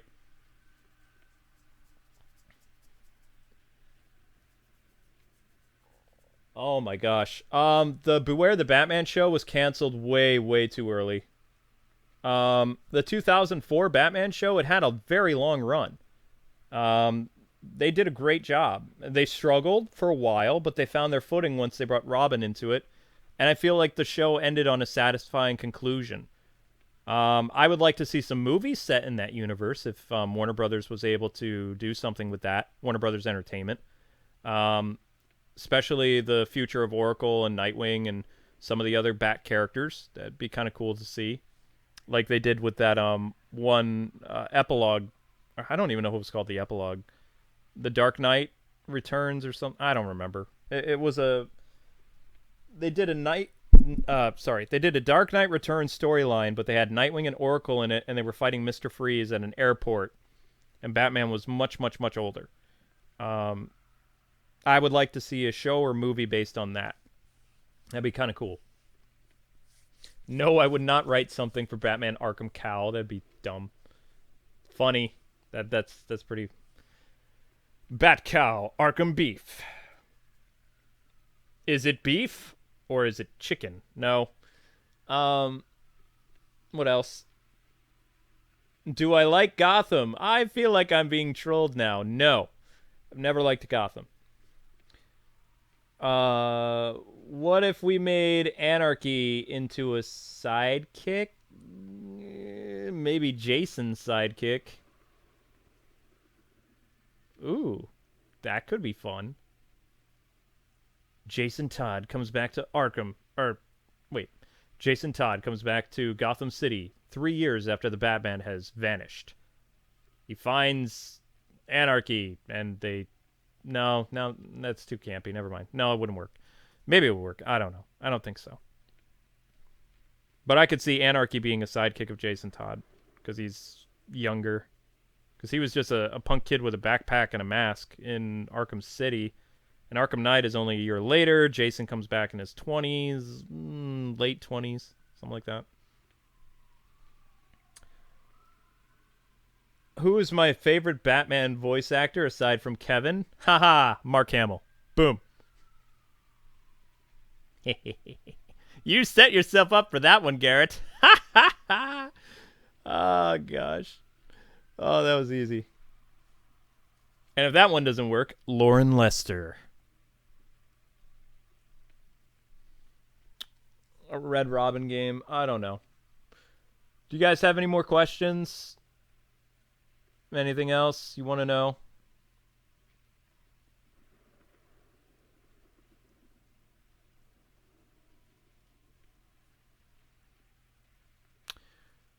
I could write a thesis why I didn't like Gotham. Why I didn't like. I thought I saw. No. Battle for the Cowl game. Ooh, yeah. That's where you could pick up after Arkham Knight. And if you wanted to do a Damian Wayne game, first do a Nightwing Batman game, and then you can easily, because in reality, okay, let's do this. Let's shop here. Let's visualize, okay? So Batman is missing after he does his thing, whatever, cleans up Gotham for a while, then completely just gone after the events of Arkham Knight. Everybody else thinks he's dead. Bruce Wayne's gone. Batman hasn't been sighted. No more spookiness. And this kid ends up in Gotham from Nepal. And he says that he is the heir to the Wayne fortune. Now, Dick Grayson, who is the only one left in Gotham, having left Bloodhaven, and is all alone, and feeling weird because of Tim and Oracle, who have left Gotham for good, went to Star City or somewhere else. He's trying to find his place. He's kind of given up the mantle of Nightwing, and lo and behold, this kid who claims to be the heir of Bruce Wayne is, going to start causing some trouble. So Grayson takes this kid under his wing, and, Batman and Robin come back in a new way, a different way, with a very, we'll say, insane Robin and a more optimistic Batman. Think like Adam West the Bright Knight, but still dark and gritty and fun to have banter with Alfred and Robin on the comms, like while playing the game. And then you've just gone and established who Damian Wayne is. And then for the next game, if you want to fast forward 10 years and have Damien run around as Batman and get Roger Craig Smith doing the voice of Batman, or maybe Yuri or somebody else, I don't know, then you got your Damien future Batman game because you have an established branching point.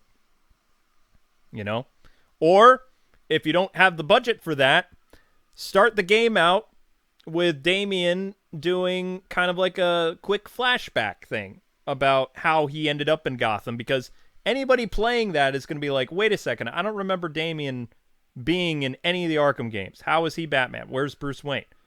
You have to find some way of connecting with the audience. The Spider-Man game worked because you didn't really need to worry about who Spider-Man was. This was the first Spider-Man game in a franchise.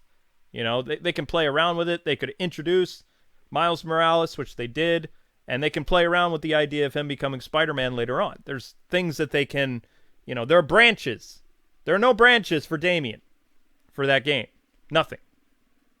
So either you would do a game beforehand, or you would do like, a couple episodes in the past explaining where he came from. One comic book that I remember that Damien did in the future is he actually was talking about his tenure as Dick Grayson's Robin for a little bit, and he was solving a mystery of how Dick Grayson died or something.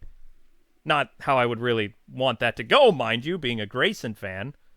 But, there's things you can do as long as you are talented at writing. Oh, snap. But nowadays, they just hire people off the street, literally. You don't even have to have a writing degree, so it'd be perfect for me, personally. I don't have any degree. Neither do most of the people that do the writing anymore. I'm looking at you, DC Comics. The Batman reboot better be worth it. We'll see, won't we? Kaylin, can you do more Bat lore when I have time? I would love to. Am I going to roam? I don't know. I mean, I've roamed forever. If you guys are sick and tired of watching the rain, can I see my feet? No. There, I'm running around. It's hard for me to... When I was trying to get my thought across, it's hard for me to play So that's kind of why I had Batman just standing there. Because there's, thoughts. I wanted to make sure I went over all my points. But I still ended up ranting anyway because I rant. That's what I do, I guess. I'm a ranter.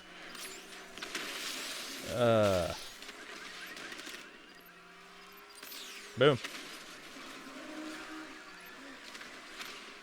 But I'm being completely honest with you guys. I am humble enough and gracious enough that if given the opportunity and someone sought my help or advice or even, whatever, I would totally go on board and help where I'm needed. I'm not just going to be petty and be like, I don't like you or I didn't like this direction. I'm just going to, draw all over your coloring book and erase it and rip out pages. I would find some way of playing nice if I was ever brought in. But if I'm just, doing my thing on my YouTube channel, then I'm going to say and do whatever I want. It's my channel. I bought so many of their I bought so much of their merch and supported so much of their stuff that I have a right to say what I want. I'm not going to, tiptoe around certain things that I find annoying. I don't think that's correct. I think if more people spoke their mind about certain things, then it'd be a better world, but people are too terrified of things, or they go overboard and they try to silence other people's free speech so that their speech can be correct speech and everyone else's speech is wrong. Well, there are two sides to every type of speech, and both people are allowed to say what they want. That's what gives us the right of living in a free country, a free society. When you limit someone else's speech and say your speech is better than their speech, then you've created a fascist society. That's not America. You call me what you want. Call me toxic, call me angry, call me crazy, but I'm American. So, boo-yah.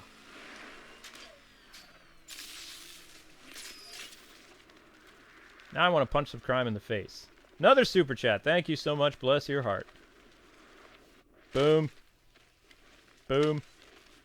Oh yeah, and before I forget, this bat suit that you guys are seeing, you'll get it free with an Arkham collection. If the Arkham collection comes to the US, which I believe it is.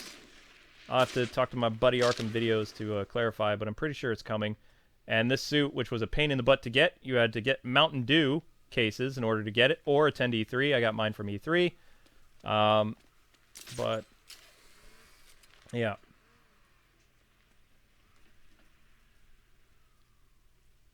Well, I had a question, but he didn't see it.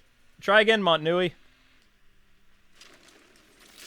This is why people are like, hey, I want to see gameplay. It's like, well, when you see gameplay, I can't read the chat. So the reason why we were getting so much questions back and forth is because I could see the chat. I can't see the chat now. I can see that car moving around behind me.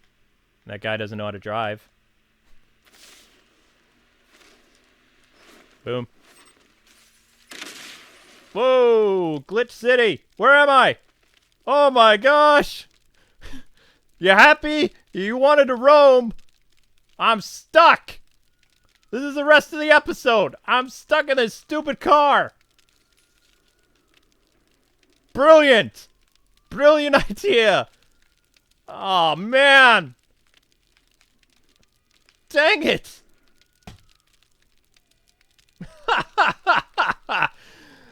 Not to say Arkham Knight isn't perfect. I mean, look at this. Look at this. I am stuck inside the car and I can't get out. Oh, thank you. I had to wiggle the controller like crazy.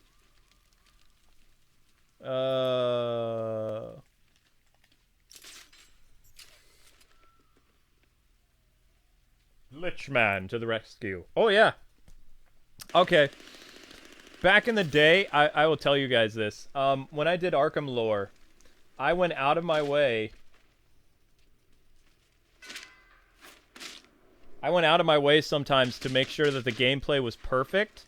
So if I screwed up, like, because, okay, what would happen is, on some of those viral videos, as you can see, when I talk sometimes, the gameplay's not perfect. I encounter glitches, I crash into things, so I would fix some things in editing. Like, yes, when I did lore and stuff, I would talk all over the place explaining things and whatever, but sometimes the gameplay wouldn't be as good because usually when people talk, it's not flawless. So I would tweak some things, especially when glitches happened. And that's part of the reason why the Arkham games took so long for me to do lores on sometimes, is because of all the fine-tuning I did, because you guys are pretty judgmental with gameplay. I'll tell you that. Not you guys in general, but my old audience was wicked judgmental. Worst Arkham player ever! You don't deserve these views, blah, blah, blah, blah, blah. So sometimes I would hear you guys in my head when I was making, you know, finalizing my lore video. Was like, oh, the Batmobile just got stuck inside a wall while I'm talking about the Court of Owls. Dang it! So I'd have to go and record new footage. That was annoying. And I would have to make sure I was using the same skin. I was stopping at the same places. Sometimes it got pretty tedious.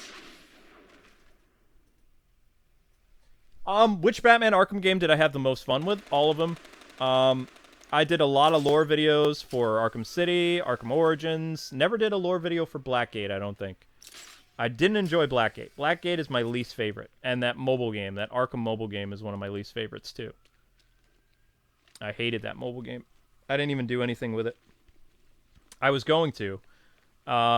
That's kind of where I got... I can kind of blame my introduction into mobile gaming because of Arkham videos. Because I got jealous when he had a way of covering the Arkham mobile games, so I talked to my PR guy and I was like, see this guy? He's able to do mobile gaming. Find out how. And that's when we started to reach out to a lot of mobile companies.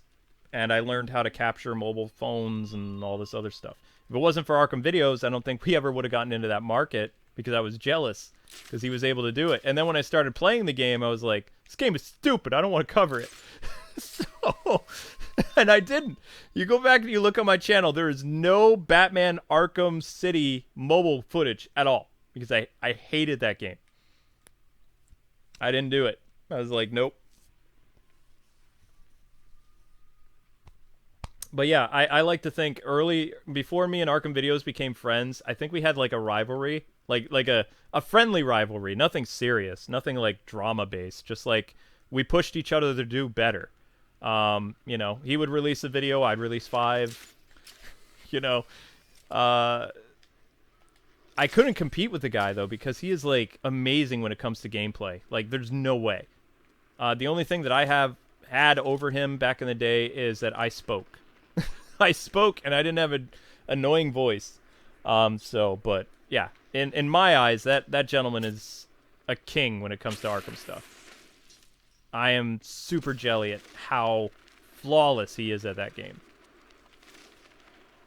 Like, I'm surprised the man doesn't go to charity events and just play that game live and like just make buco bucks. Because I mean, he's a machine. It's terrifying. You know? Any updates on your movie? Nothing, Nightwing. Nothing at all. No cancellations, no discussions, no anything. It's just quiet. Too quiet. It could be canceled, or it just might be on hold for another year or two. I don't know.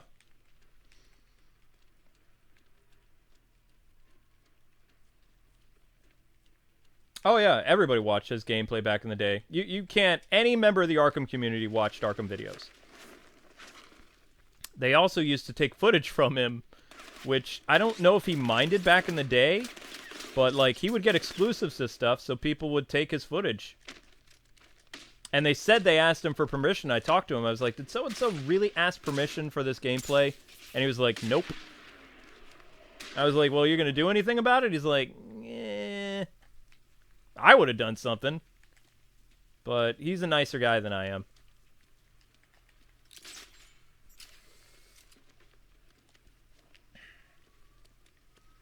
In order to show, when I did some footage of that VR game, I didn't use Arkham video stuff. I talked to this...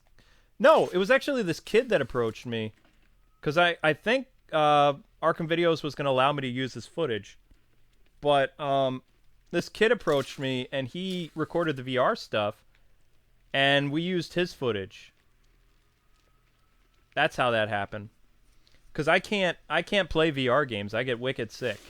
I have like vertigo issues from my car accident years ago.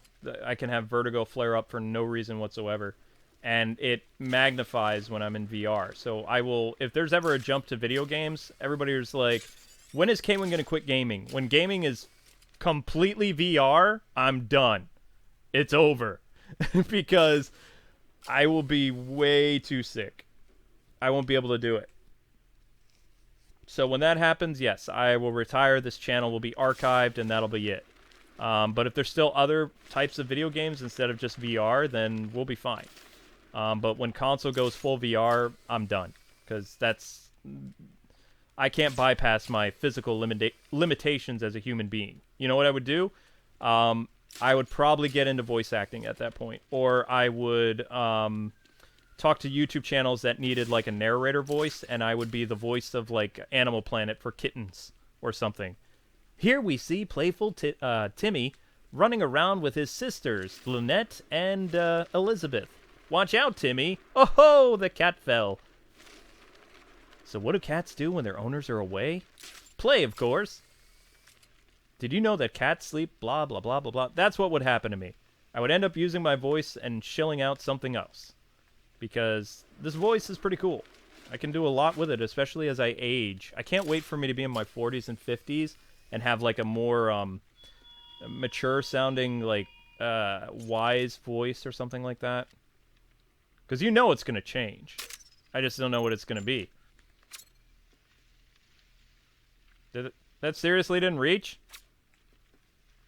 Oh, come on!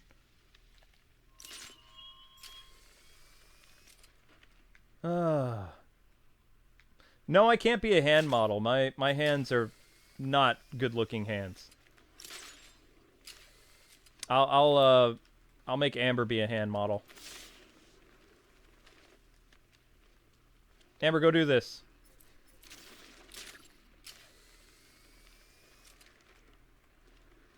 Okay, we're gonna blow this thing up because if I ever do more videos in Arkham, I need this guy's clean because these dudes really bug me. Why aren't you blowing up?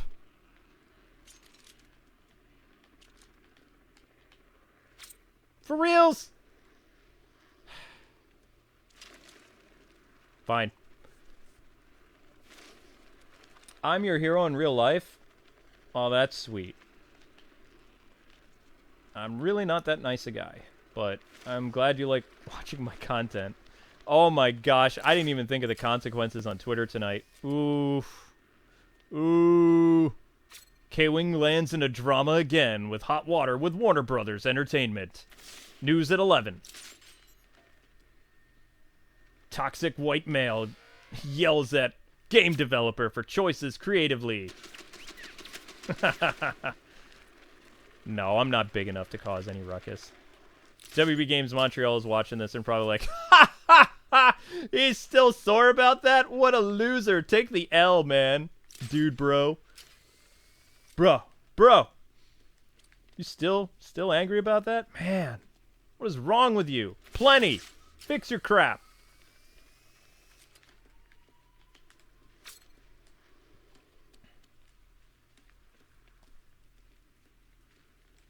Thanks to you, I got into comics. Well, I'm glad to hear that. I'm also terrified because comics today are not what comics used to be. Be careful. A lot of comics today are bad. Bad to the bone. And not in a good way, just in a way that I don't want to talk about because I don't want to become a comics ranting channel. Not my thing. I talk about Arkham. All the time. Only on this channel, though. Oh, thank you. I was terrified I was going to get typecast for Disney Infinity, but it didn't happen. Yes, I'm not getting millions of views on my channel anymore. I get about 3 million views a month, roughly 2.5, 3 million views. But I can play other games. I can do other things. I can work with other companies. This channel, Batman. Opportunities are always Batman related.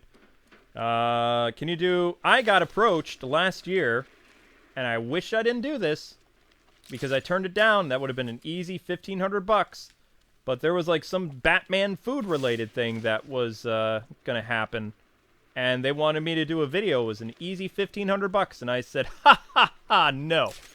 Now I'm wishing I did it. In fact, years ago when I said I'm never gonna kowtow to do sponsored videos where I'm paid, now I'm like bashing my head up against the wall because those opportunities don't come anymore. And I wish I took them when they did, because who knows, we'd probably be in better shape financially if I took more of those brand deals. But no, I had my pride. Meh. YouTubers can't have pride, because it doesn't help.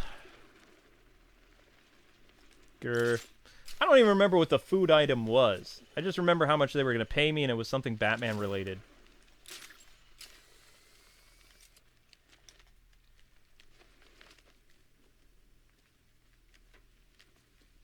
I've heard that rumor. Your pitch to Batman Inc. game? I kind of already explained what my pitch would be. Like, it would be a game that really doesn't involve Bruce Wayne.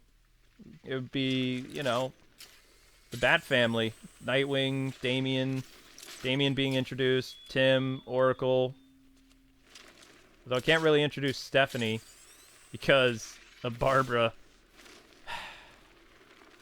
See, that's...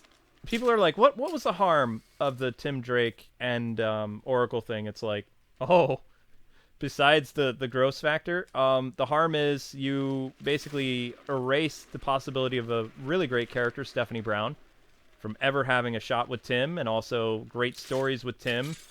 It doesn't work, the whole coworker thing. You know, Stephanie is Tim's person to play off, and Stephanie's person to play off stories, and all kinds of things together. When you try to replace that with someone else's bae, is that the correct term? It cheapens and ruins a lot of potential future stuff.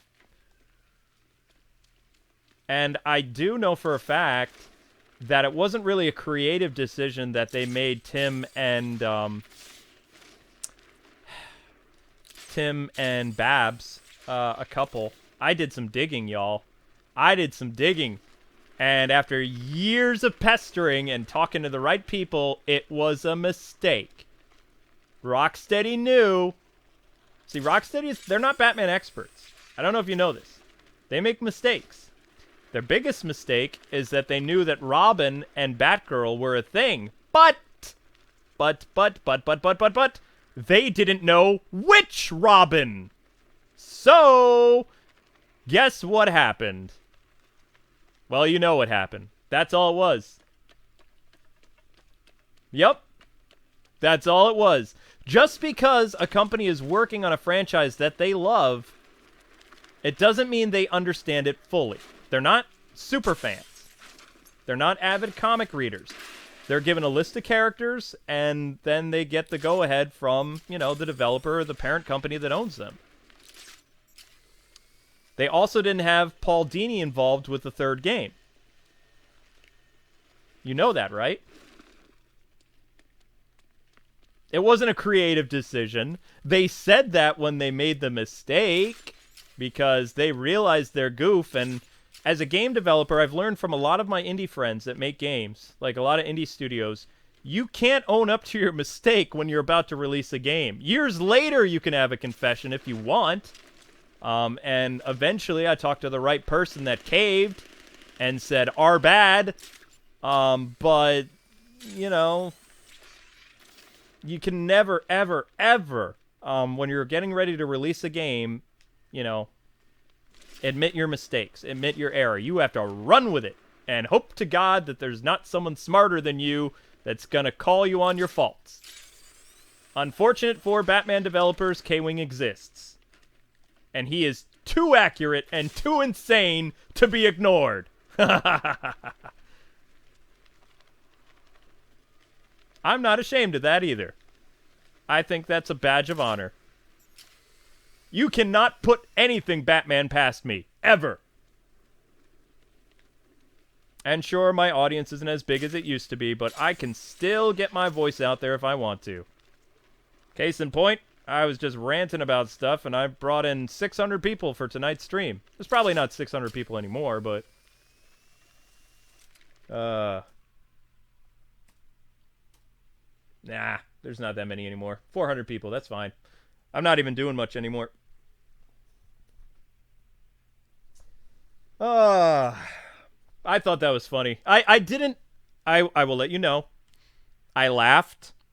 I did not chastise them or call them names. I thought it was hilarious because deep down I knew that they goofed. You know? I laughed. I laughed a lot. Because, yes, everyone knows that Robin and Batgirl are an item. And it would make sense that Robin and Batgirl would end up together. So they took they took Dick Grayson's relationship and passion, and they made that Tim Drake. That's all that it was. So in a sense, yes, Robin and Oracle ended up together. That is true. It was just the wrong Robin. Which is funny. It's pretty funny.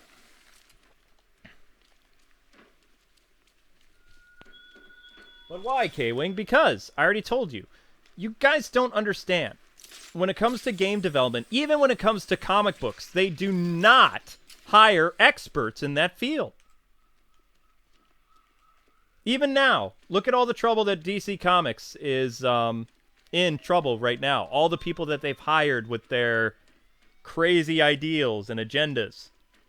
And they're rewriting characters and not understanding established storylines and things that happened before they came in. They don't know what they're doing. They don't care what they're doing. They've been given a canvas and they're going to write all over it. You know? They don't care about the people that came before them. They don't care about fans of the character. They're going to do whatever they want while they're there. And if you say anything against them, you're a hater. You're not a fan. You were never a fan. You're not a fan of this character. Blah, blah, blah, blah, blah. That's what they tell their people. That's what they tell. Never, ever follow any of these people on social media. Ever. They are bad people. All the people at DC right now, majority of them are crazy. They're insane. They're not polite. They're not kind to their fans. If you disagree with them, you're a hater. Even if you disagree on an intelligent level, you're a troll. That's not how you do business. You know what I mean? The DC Comics that I knew and that I enjoyed working with, they had way more class than current DC.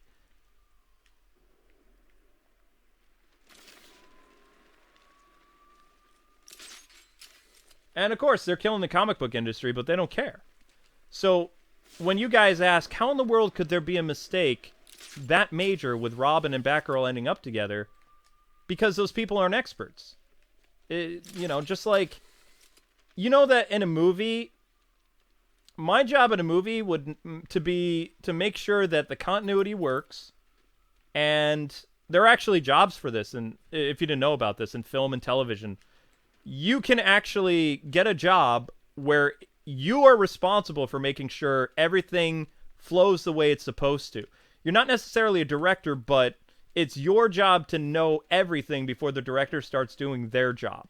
You have to know who this character is dating.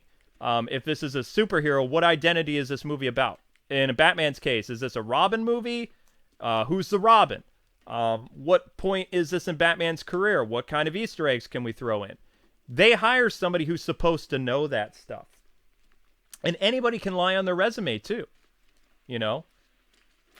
Most of the stuff, the reason why Arkham Asylum and Arkham City was so accurate and it had like a buttload of Easter eggs that actually worked and like drove fandom crazy with hints of so many different characters and stories, you had Paul Dini involved.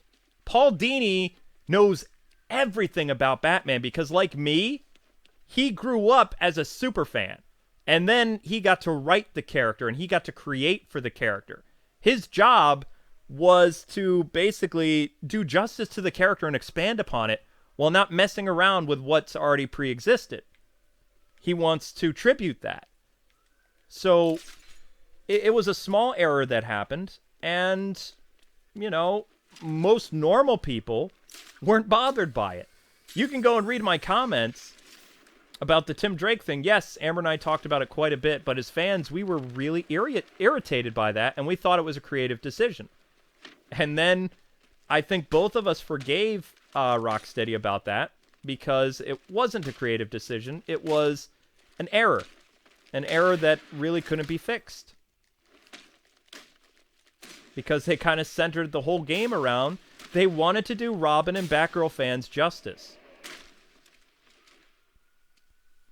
That's all it was. And they dropped the baton, you know, like they were running a race. They didn't quite cross the finish line. They came close, but they botched it. Does that make sense?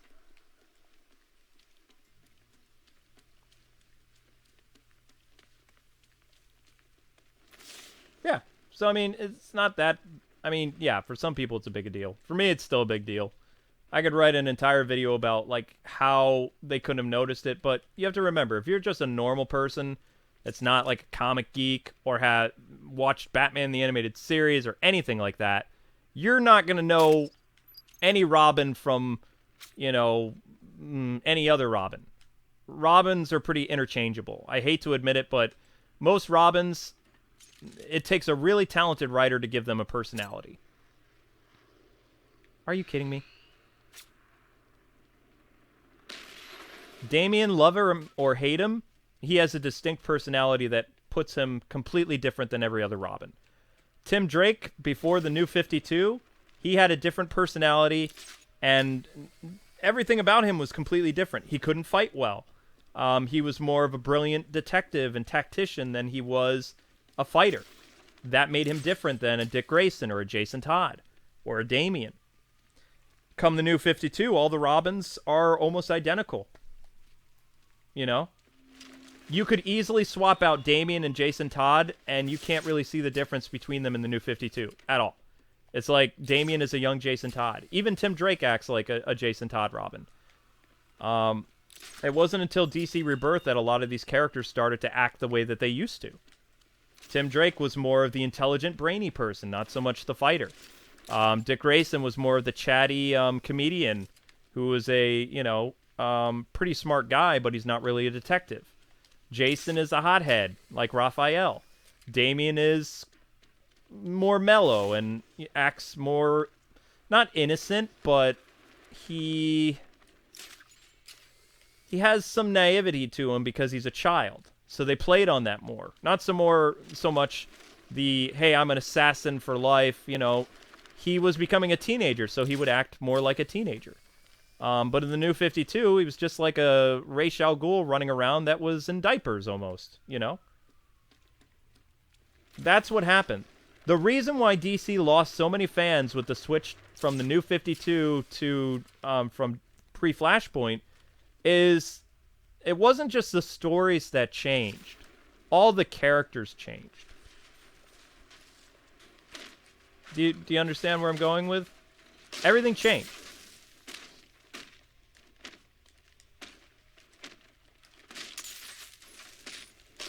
And it's okay to be creative and stuff like that, but you don't want to, like, jump the shark that much. There has to be some type of consistency because they never really recovered from all those missing fans. I didn't read the New 52. Millions of people didn't read the New 52. Or, yeah. A lot of us came back during DC Rebirth, and a lot of us left again during the last big event, which was Heroes in Crisis. I know a guy that was a Wally West fan since forever, and he's just... I believe he sold all his Wally West stuff because he's just heartbroken. Wally West is now a villain. He's sitting in prison somewhere. His entire family's been erased. He has no hope. He was a hopeful character. He was supposed to be the rebirth of everything. And Dan Dido and, you know, Mr. Post-Traumatic Stress, Tom King, he ruined a character just to prove that war has cost. It's like, but people don't want to read those books, and they don't want to see these characters that they love thrown in the trash like this. Nobody wanted Dick Grayson to be shot in the head and then for him to turn out the way he did. And for it to last this long, you're going to tell me that he has muscle memory to this day where he can fight like a ninja, but in order for him to not act like a total jerk, he's not going to get that basic motor function? It's like, come on. You're grasping at straws, DC. And they're losing fans every day.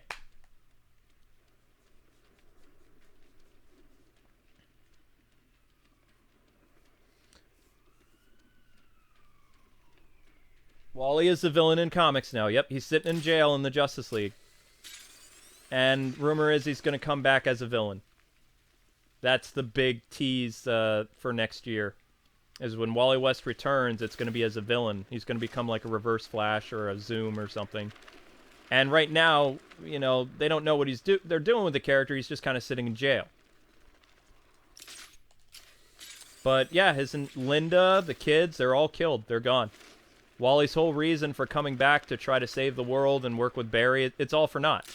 His family's gone. He can't save them. It's horrifying.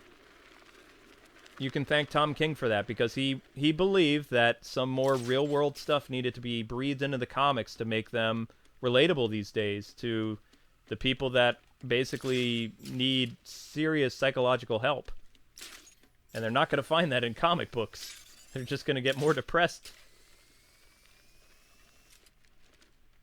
And comics are supposed to be an escape. They're not supposed to be a reminder of how horrible the world is. I think that's what the writers of DC and Marvel don't understand today, which is, if I will tell you right now, being a person who lived through 9/11 and was in New York at the time and all this other stuff, if we would have had comics right after the trade towers fell that were this bleak and horrifying and, you know, talking about the cost of war and all this other crap, there would be a lot more problems in the world at that time, you know? And thank God that didn't happen. We had a lot of interesting stories and things that we could escape into. Not be reminded about how horrible the world is right now. Comics suck today compared to 10, 15 years ago, because it's a constant reminder of all the things that a certain political side wants you to know about 24 hours a day. You are not allowed as a human being to not be reminded of this stuff 24 hours a day on your social media, in your news programs, in your comics, in your video games, in your cartoons. You are bombarded by it 24 hours a day. And post 9/11, my generation was not. We had places we could go. We had cool stories we could read about Hush, or things about the Justice League, or Spider-Man, or, you know, it wasn't a repeat of what is currently going on. And that has led to so many problems. And it's only going to snowball. It's only going to get worse. Because people don't have escapism anymore. You know? I'll calm down when the world stops being crazy.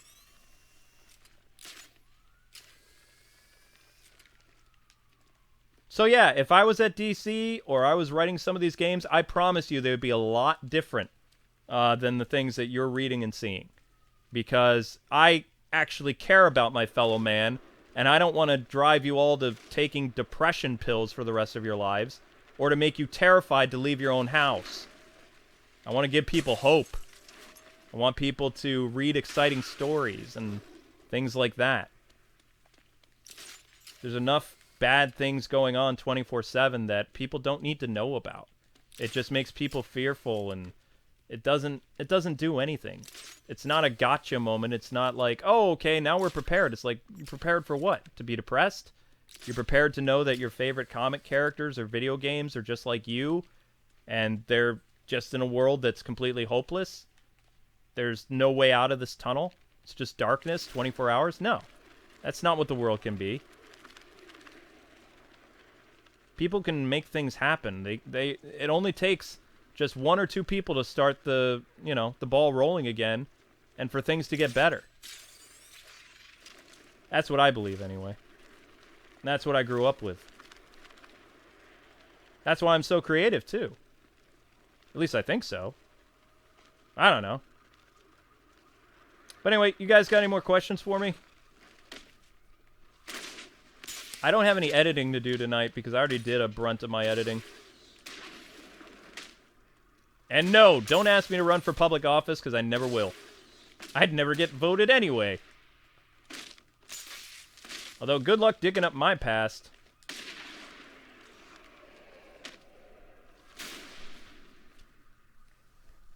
Oh.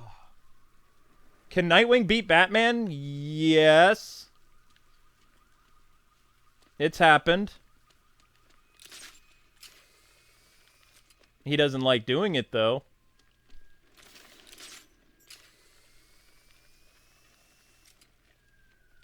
I don't want to talk about the Hush movie. I didn't like it.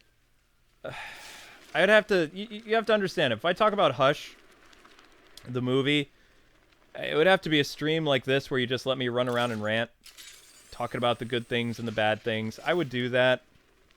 But I think I like the live audience more than pre-recorded videos. I really feel like the media is changing so much, you know? I feel like it's more of like the interaction between... what you're hearing right now is not pre-recorded. It's happening right now. Like, you are talking to me, I'm responding to you. That, to me, I feel is the future of this type of platform. Which is why I kind of like doing these streams more than I like just uploading videos for you guys. Do you know what I mean by that, or... Also keeps me on topic a lot better. Because if you watch some of my lore videos, oh boy, do I go all over the place.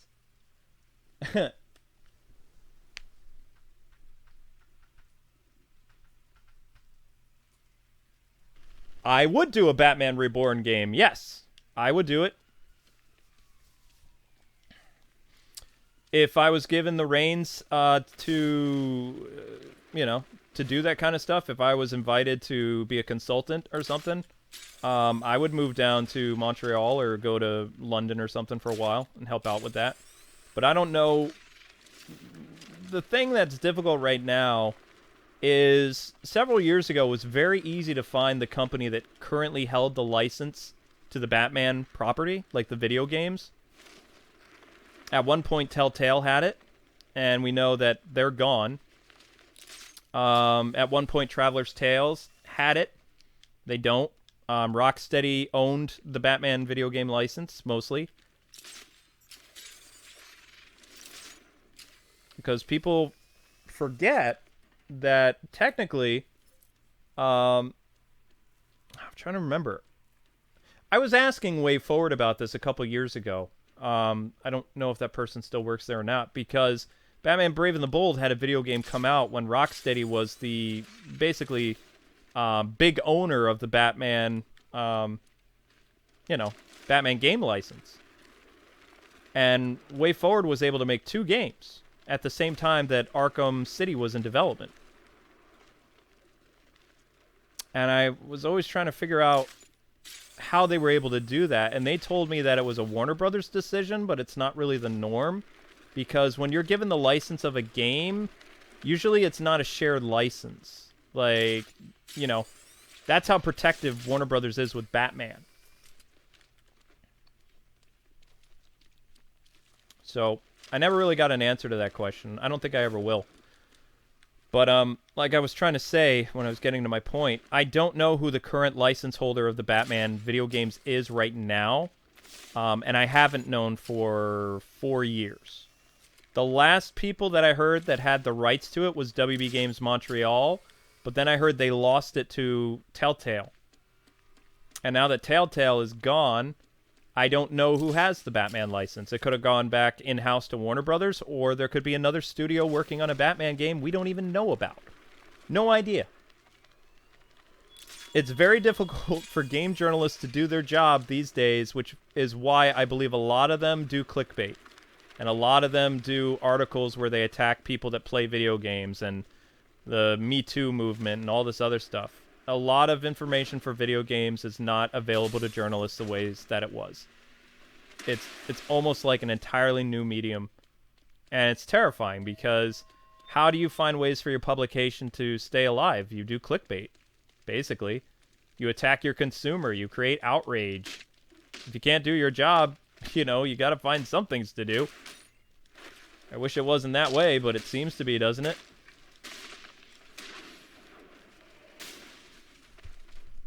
There was a time where I remember being excited for publications I worked for that got exclusives and scoops that other publications had to wait until after we, did our stuff. That was awesome. That doesn't really happen that much anymore. Even for places like IGN.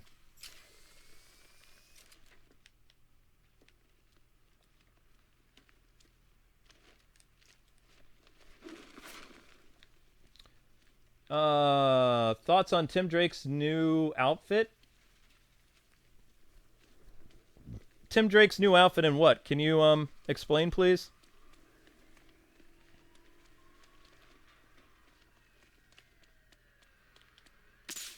Whoops.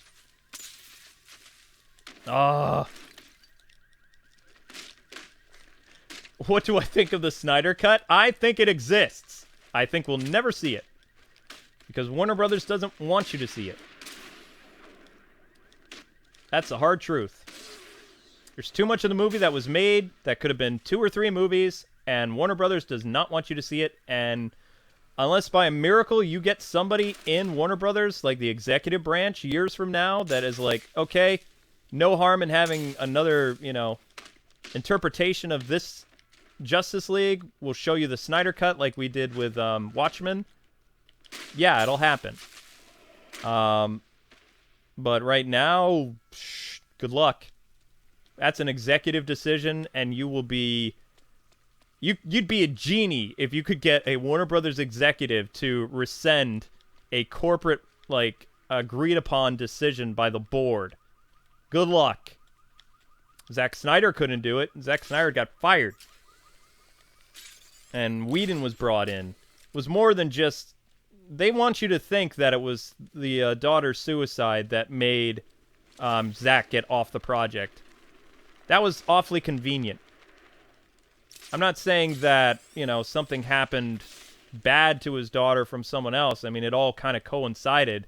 But I'm saying that's not the reason why Zack was taken off Justice League.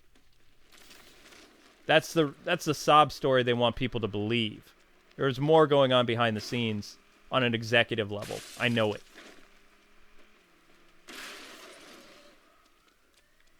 That was just a very tragic way for him to publicly leave and to get the support of his fans and all this other stuff. Which had to be mortifying for his family because they were going through such an ordeal. So, suits are not nice people. I will tell you that. Suits being executives. They want to make money. And for whatever reason, they thought they could make money bringing in the guy who made the Avengers. And, well, that didn't turn out well, did it?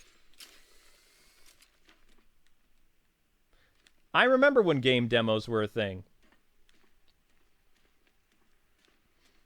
Game demos were cool. But they don't want you to do that too much because they feel that...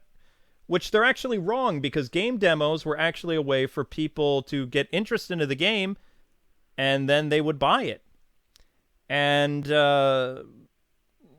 nowadays it doesn't work as well. Like, companies are too scared about releasing demos because they think, oh, if they have the demo, they're not going to play the game. And that's not necessarily true. But, you have to try to get past that boomer mindset of a lot of these higher-ups in these companies now. Because, yeah, PlayStation early on, they released demos all the time. It didn't affect their sales for games. If anything, it improved it. Made word of mouth. PlayStation Magazine, it was a perk for getting it. You got a disc. Nintendo even still didn't do much with demos. But yeah, a lot of companies today, they feel that, oh, if they just play the game for free, they're not going to buy our product. But they do understand that a demo is just a few levels. It's supposed to whet your appetite for what's coming.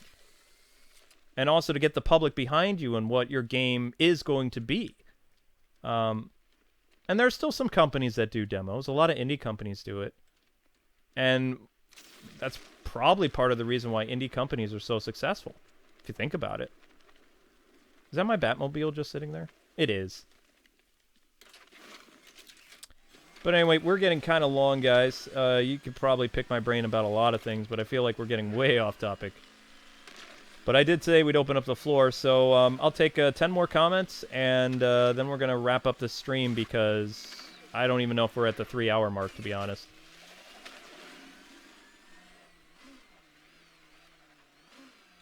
Why did I stop Uncharted?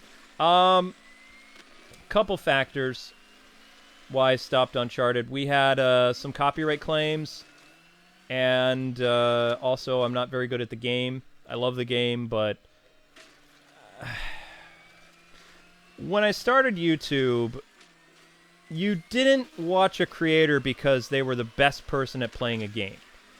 You watched a creator for their personality and for their insight and for their humor, and that's all shifted. Before, pro gamers wouldn't get the time of day on the platform, and now the FGC is dominating the gaming field. Their personalities mostly suck. They're really good at the game, but, you know, they just have good gameplay, that's it. They try to be personalities, but they're not us. They're not YouTube creators. They're pro gamers. So, you know, what happened with a lot of our series is when that tonal shift changed and people expected me to be an expert at every game I played, I couldn't deliver with that, and the pressure was too much when Amber and I were filming stuff. I would get angry, throw my controller, get lost in levels. I'd hear people in my head saying I was terrible, I sucked at my job, I was doing this wrong, can't you read a map, are you an idiot? And it gave me psychological burnout on some series that we've done over the years. Because it changed. It changed from people coming to my channel wanting to see me as a person and me as a creator and expecting me to basically be like someone who's amazing at every game they play or, you know, really good at certain games. Like, Amber can't even really read the comments to our Versus videos anymore because they're just beyond toxic. They're really, really bad. And it makes her want to quit sometimes. She doesn't quit because she has so much fun playing with me, but she doesn't read the comments anymore. She can't. Because it's not that same type of job anymore. You know, even the Power Rangers is pretty toxic. Like the fighting game, when Saban and Enway set out to make, and Lionsgate, a FGC game, they succeeded and they brought in the toxic FGC crowd. And they are not good people. So that changed. So, I mean, you know, the games that Amber and I have fun with and we don't hear like this constant berating of insults and stuff, we continue to do those games. But yeah, I mean, Total Biscuit told me a long time ago, never read the comments. And this was years ago that he said comments were bad. Comments have evolved to beyond the point where you just, wow, if you don't have a strong mental latch to reality, I mean, they can be dangerous, comments today. You know what I mean? Oh, I don't care if I diss the FGC. I know they're a bunch of jerks, a lot of them. They're, you know, bigger-than-life personalities when it comes to their gameplay, but they're not nice people. And they're taking away business from YouTubers, so yeah, I don't like them. I used to enjoy, like, seeing them get riled up and writing letters and stuff for our Injustice videos. We had several pros cussing us out years ago because our Injustice videos were getting millions of views and we sucked at the game. We thought it was hilarious, but they were so angry. You two don't deserve these type of views because you're effing bad at this. You don't even know basic combos. Should be watching us. We go out here and we get paid thousands and millions of dollars on the stage. You're just a bunch of frauds behind YouTube video, blah, blah, blah, blah, blah. The stuff that they would write, it's like, oh my gosh, get a hobby. But yeah, FGC ran me a wrong way. Big time. They still do.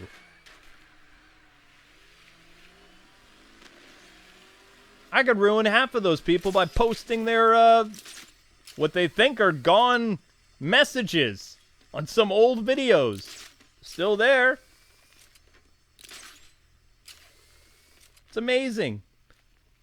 I really wish YouTube would allow game creators and pro gamers to, you know, work in peace, but they're trying to promote the people that they can make sponsorships with. I mean, YouTube is not the same company that it was for gamers anymore. It's not. People like Amber and I don't know how many years we can survive doing this because it's changed. I'm gonna get shot, aren't I? Oh yeah. And I know no creator wants to like tell people the reality of that, but that's kind of what it's become.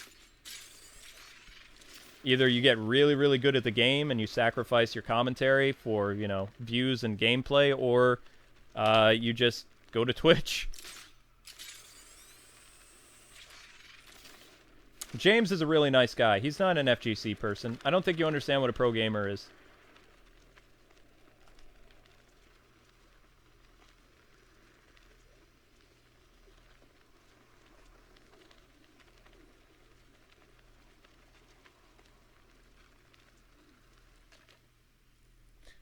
Well, I mean, there are people that, you know, they'll get annoyed and they'll get triggered, but they don't go to the point that these pros do to like really bash people. And this, you have to remember, this is back when they were only getting a few thousand views, and they're traveling across the country. They demanded, and it's no secret they did this.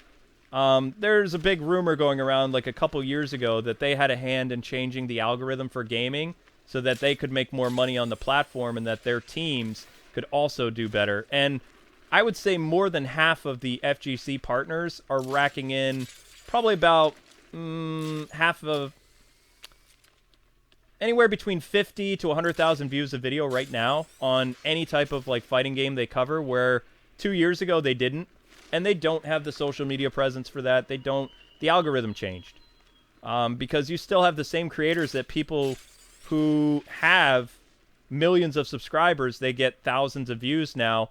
Where these guys have 50,000 subscribers, maybe 100,000, they're getting millions of views. It all changed. Maximilian is the only exception. He is the only dude that is considered pro, and he's a nice guy.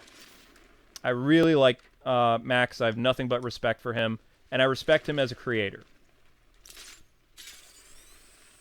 Back when I did collabs, he's one of the guys I really wanted to collab with back in the day, but it just never happened.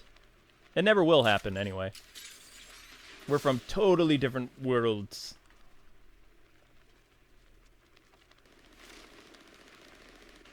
Luke, talk back. I'm a fan. Talk back at what?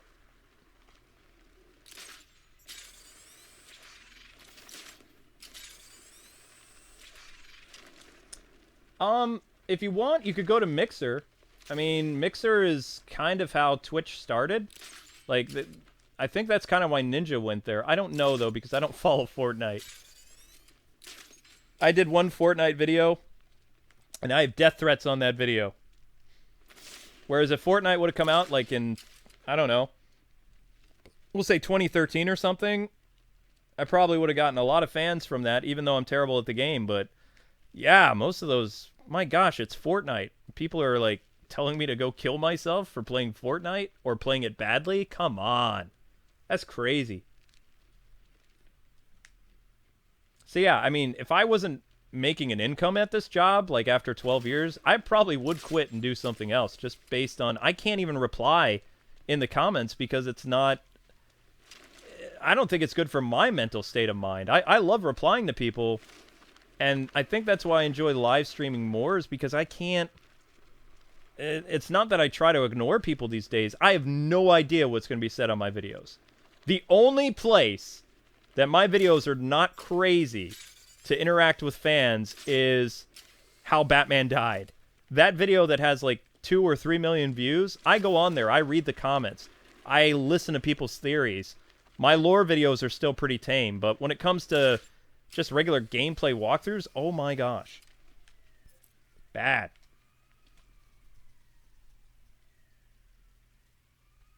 Always, Matanui. It's no problem, dude. I finally saw your comment. I have no idea why it's being hidden. I can tell the difference between teasing and flat-out trolling. I've been on this platform a long, long time. I know the difference. I know the difference between fake death threats and actual death threats.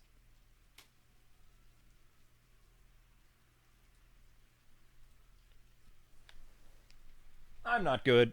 I've just been around a long time. Although how, I don't know.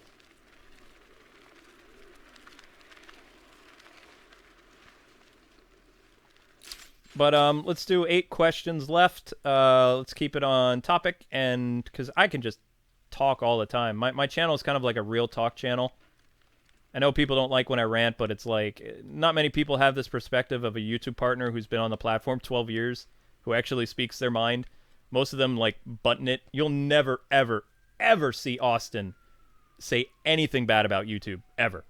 He won't say anything about the community. He won't say anything. And you know he's had stuff happen to him. He won't do it. Because he's a persona. I'm not a persona. I'm me. I've never, ever, ever. I don't even think John created a persona. God rest his soul. I'm pretty sure that he was just himself too. And there's some of us that do that. Ranting Kwing is awesome.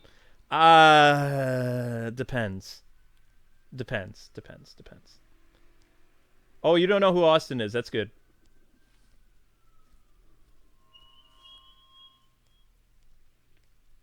He was a dear, dear friend of mine a long time ago. I helped his channel out when he first started. I'm just saying, I'm just using him as an example of creators who've had, they won't do real talk with you. Ever. They can't. Too much at stake. Too many connections. Who knows what else? I don't know. I'm not in the Maker family anymore, so I don't know what Emperor Mickey does to people. I have no idea.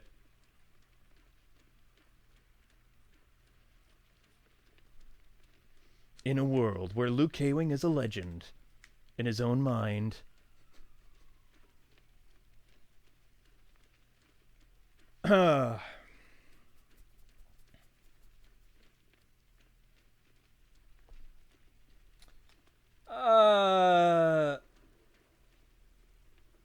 Thoughts on Marvel Spider-Man surpassing the Arkham games? It hasn't surpassed the Arkham game. Are you talking about outselling it? Because we had this discussion a while ago. Yes, it outsold Arkham City, but it did not surpass it in terms of rating. So, basically, how do I put this?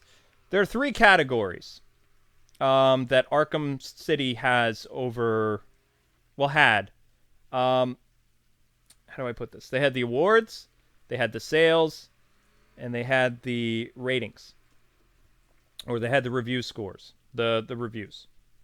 So, Spider-Man, I don't know how many awards it got. Arkham City got a lot of rewards. And it also went down as, to date, it's one of the highest rated games of all time. Spider-Man, which Spider-Man fans hate when I do this, but I have to because it's the truth. Spider-Man is not sitting at a 97% rating. It's sitting at an 86. It will never change. Maybe its next game will get that, but it didn't reach the same achievement as Arkham City did. It never will. That's unbeatable, unpassable. It did not have the same review scores as Batman either. And it had more people who reviewed Spider-Man than Arkham City, and it still didn't get the same high rating or the iconic rating that's lasted, how many years ago was Arkham City? 2011, 2019? 10 years? 9, 8 years? Something like that? And I'm not saying Spider-Man isn't a good game. I'm saying that you can't compare them.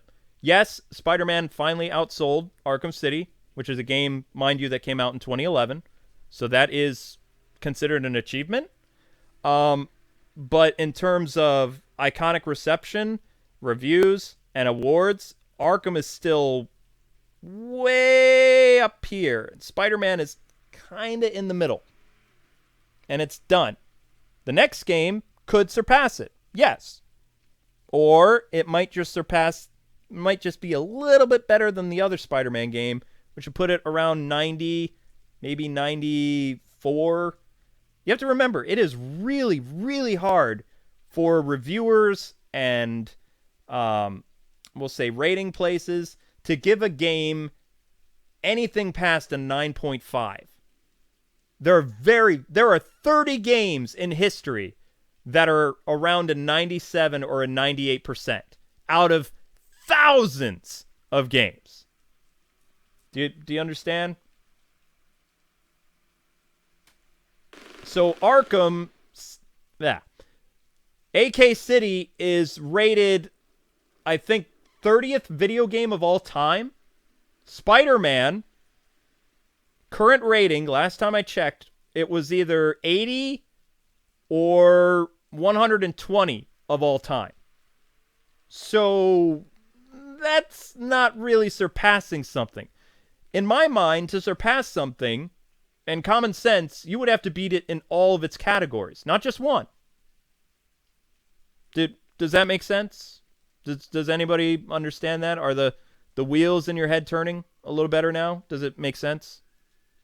Because I'm not here to insult anybody. I'm just here to explain it logically.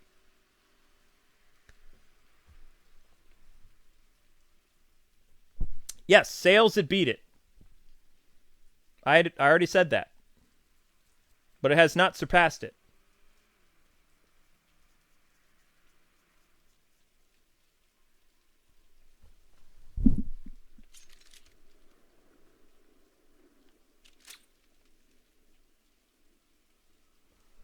What about Asylum?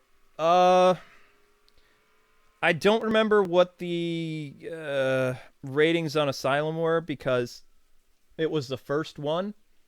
I want to say it might be in the 90s. I know City is on top. And Arkham Knight is right around what Spider-Man was. So it's like 86, something like that. And that's with like 200 reviews or something across the country. It sat at like a 86% rating. Right around where Spider-Man is, something like that, according to Metacritic. Arkham Asylum, I want to say, is 92, but don't quote me on that because everybody knows City is my favorite Batman game, so I don't really follow Asylum. I've been trying to get some useless trivia to talk to you guys about during the 10-year anniversary of Arkham Asylum on the 25th. So in order to keep myself awake, because I find Arkham City is more fun to play than Arkham Asylum, I'm sorry, but I'm going to have to, in order to do that very long stream, I'm going to have to say things that are interesting for myself, along with my audience. So, I've been doing some reading.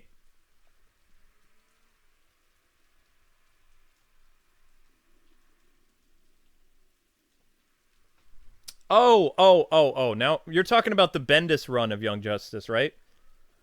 His new costume isn't bad. Very nostalgic.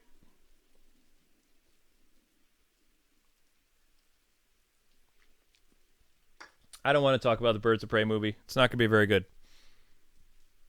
The premise is already leaked. You have two groups of people that are going to see that movie. Comic book fans and weirdos. Weirdos might push that movie to high ratings because of, what's the word they're using? What's that word? They use that word, and then if you don't agree with that word, then you're racist. Oh, gosh. Come on. Diversity! That's it. It has diversity. It's being paraded as a diversity movie, and that's all it's going to have is diversity. So, comic book fans are going to hate it and be called haters and racist and all kinds of phobes just for having common sense and saying the movie sucks. If you disagree with them, you suck. You're horrible. End yourself, pretty much. That's what they want because you don't fit their narrative. You can't play along with them because you disagree with them. That's the world now.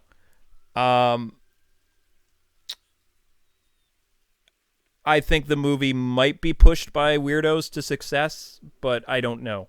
It all depends. All depends. I don't really follow the movie market, so I don't know what trending and what works and what not. I know comics, I know games. That's my field.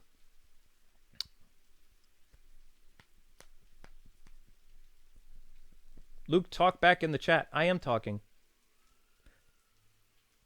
There's some really disturbing stuff in the movie. There's some P to the E to the D to the O stuff with a character in a mask and a GIRL under age thing. If that's true, that is very disturbing and shouldn't be celebrated. Right?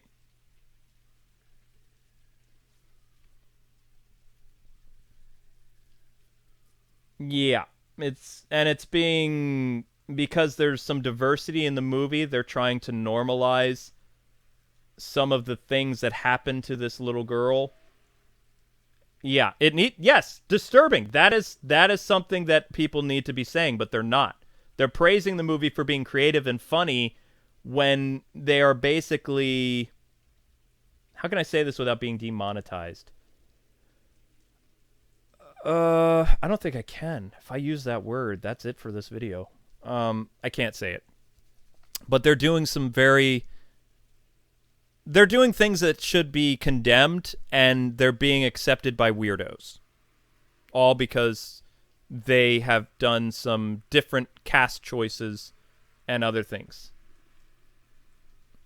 And I don't respect that about the movie. And personally, if that's in the movie, I'm not going to support it by giving them my money. I won't see it. I won't talk about it. That movie will be dead to me. I don't care if it's Batman related. That's terrible.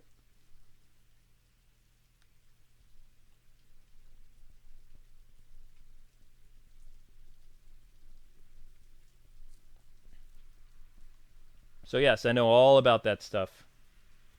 The alphabet community. Uh-huh. Yep. Yep. That's a very nice way of explaining that. Mm-hmm. It's not creative, it's not funny, and more people need to say things about it, because I think it's a shame that people can't go out and say that there are things about this movie that shouldn't be in there, and because there are certain elements in the movie that are already being applauded, they can get away with doing some disgusting things to kids in an adult film. That's not right. And someone needs to have the courage to say something about it. Like some big personality. Not me, I'm too small. I don't matter in the grand scheme of things. I'm over here in this own corner of my internet, and if I make YouTube mad enough, all they have to do is shut this channel off, because they don't like me for the things I say. They don't want you to hear me. They think I'm a rebel. They think I'm bad.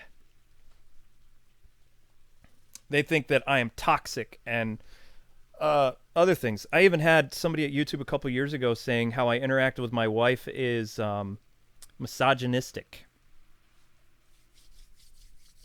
I was like, okay, how long have you been married? Oh, you haven't? Okay, well, shut up. I'm going on 13 years. I don't even think you've had a relationship last more than, what, a year or two? They hung up. I love putting people in their place sometimes.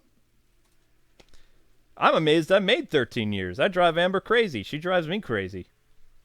In love? No, of course. We work at it, though. That's what you have to do. My grandfather, Lord rest his soul, was a very brilliant man. He told me if you marry someone, the only thing that you need to do is find a common interest, and you need to be faster than her. And I was like, why do I need to be faster than her? He says, well, your mouth gets you in a lot of trouble. So if she catches up to you, you're in trouble. So you gotta be quick. See, that's funny. That's humor. That's the type of stuff that I know. Because ADD Kwing does get in trouble a lot, but I love that story because it's true. I am faster. How do I feel about the Gotham by Gaslight movie?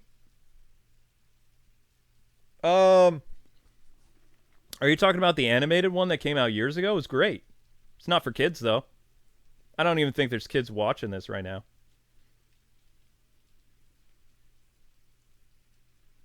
But yeah, I would suggest people over the age of 18 go watch that movie.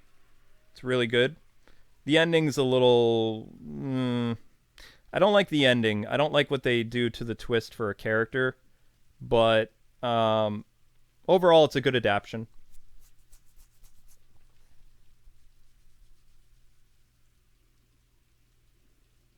Yeah, I keep hearing about the Wonder Woman movie is basically Flashpoint, or it's going to set up Flashpoint. So they don't know how they're going to market the movie because DC Cinematic Universe is in trouble. No one wants to admit it, but it is.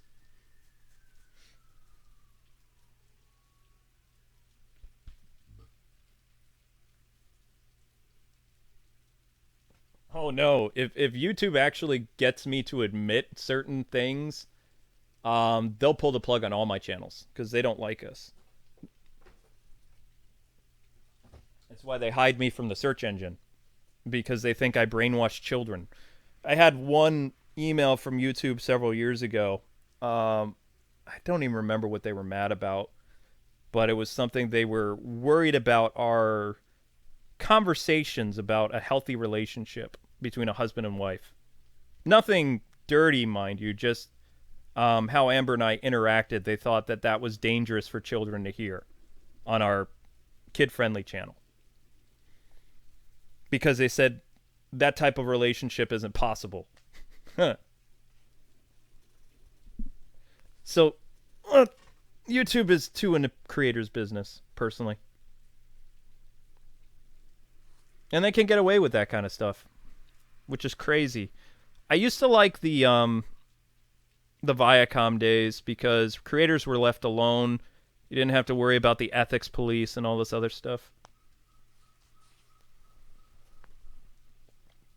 Well, no, they only promote their creators that are exactly like them. They believe the same things, they say the same things.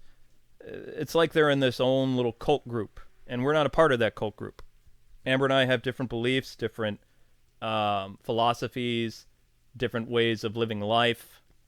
You know, we believe that people can come together, and our differences are what makes us strong, and we can be friends with anybody, even if we don't like who they voted for president. But for YouTube, that goes against their policies now, and you know, they don't like the fact that there are people different than them, different than what they believe and what they do. So they find ways of screwing up the algorithm and hiding channels they don't like. It's not that I have 300,000 subscribers and nobody watches my content anymore. They find ways of shutting off my old videos. I'm not going to tell you which videos still make money because if I do, then they'll know those videos are still making money and they'll shut them off. They'll disappear from the search engine. Thankfully, this channel has some hidden gems still. That's why I'm still working here. But they got a lot of Let's Play channel videos. All my viral ones. So those don't generate income anymore. Not the big ones, not the ones in the 5 million and up club. I don't know anything about Marvel Phase 4. Batman guy.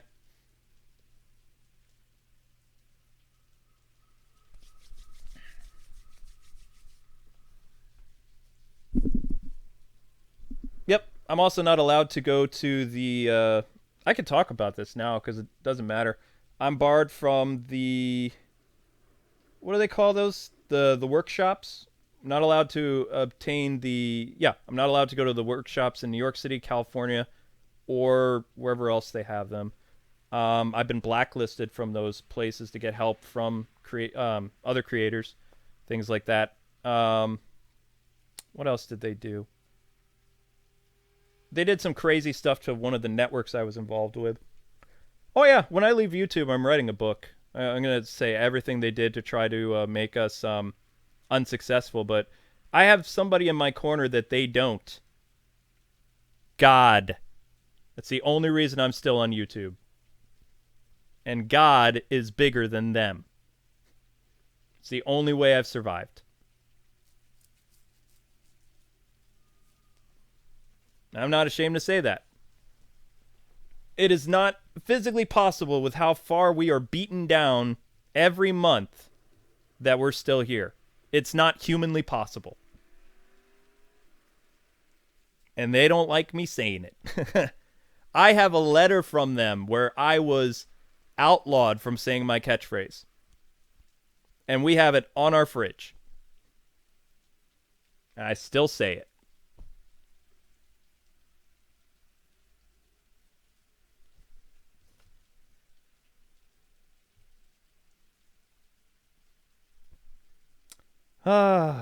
Funny.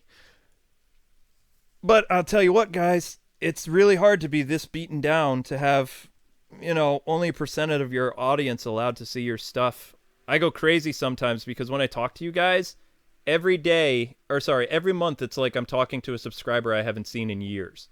And they tell me all kinds of crazy stories over on Kwing's Let's Plays. This channel, it's like, when you go away to school and you come home and you feel really good and you've been away for a while, but you have that group there of support and to listen to you? That's what I feel like this channel is. So even though I stray away and I work a lot on the other channel that I have to, when I come here, I get to be myself. I get to talk to you guys. I get to bounce off ideas. I get to talk about Batman. I get to talk about movies. I can't do that on the other channel. I work with way too many companies. There's so many morons that think that my channels are separate, like personalities. I get hired all the time over on the other channel, and they ask me if I'm associated with Nightwing 01 because they don't like that guy. And I'm just like, well, we're closer than you think.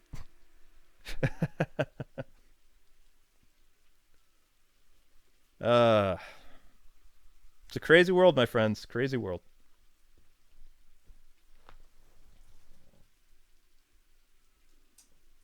Would I watch a live-action remake of Red Hood? Yes.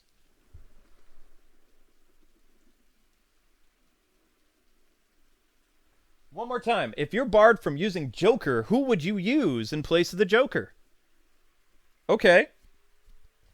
All right. I would use Hush. I would do justice to the Hush story. Because what we got in Arkham Knight, that wasn't Hush. That wasn't what... I mean, did you feel that was the buildup that you wanted, that Dini was lifting off from in Arkham City, where they teased this character? I personally thought that Hush was going to be the big bad of... What? Holy... Is that a $50 donate? No. That's... What country are you in? Wait, no, that's really... Whoa! Thank you. Thank you very much. You didn't need to do that. You did not need to do that. Thank you. Wow. Okay, where was I? Seriously, thank you. That's crazy. God bless you. Thank you. So... Hush. Okay. When you guys were playing Arkham City, and Paul Dini introduced Hush, and Kevin Conroy did Hush, did you think that they were setting him up to be the villain of his own game? Because, based on the brilliant writing of Paul Dini, and the setup of how Batman was going to catch this guy, and that he was a bad person who hurt a lot of people, and we had to use detective things to find him, I had the stupid impression that Arkham Knight would not have the Scarecrow as the big bad, because Scarecrow, he really didn't work as the big villain in this game. The big villain in this game was definitely the Arkham Knight, and the Scarecrow was just kind of like, I don't know, this guy that he was a threat, but see, talking, slamming into things. to me, he didn't feel like a big enough villain to orchestrate all this. He wasn't a Riddler, he wasn't a Joker, he wasn't a Two-Face, and yeah, Two-Face is pretty brilliant. You haven't really seen that much of him because he's always a side villain. So that's one of the things I was interested in the Damian Wayne game, is we were going to see, you know, kind of this side character step it up and really become a threat. So,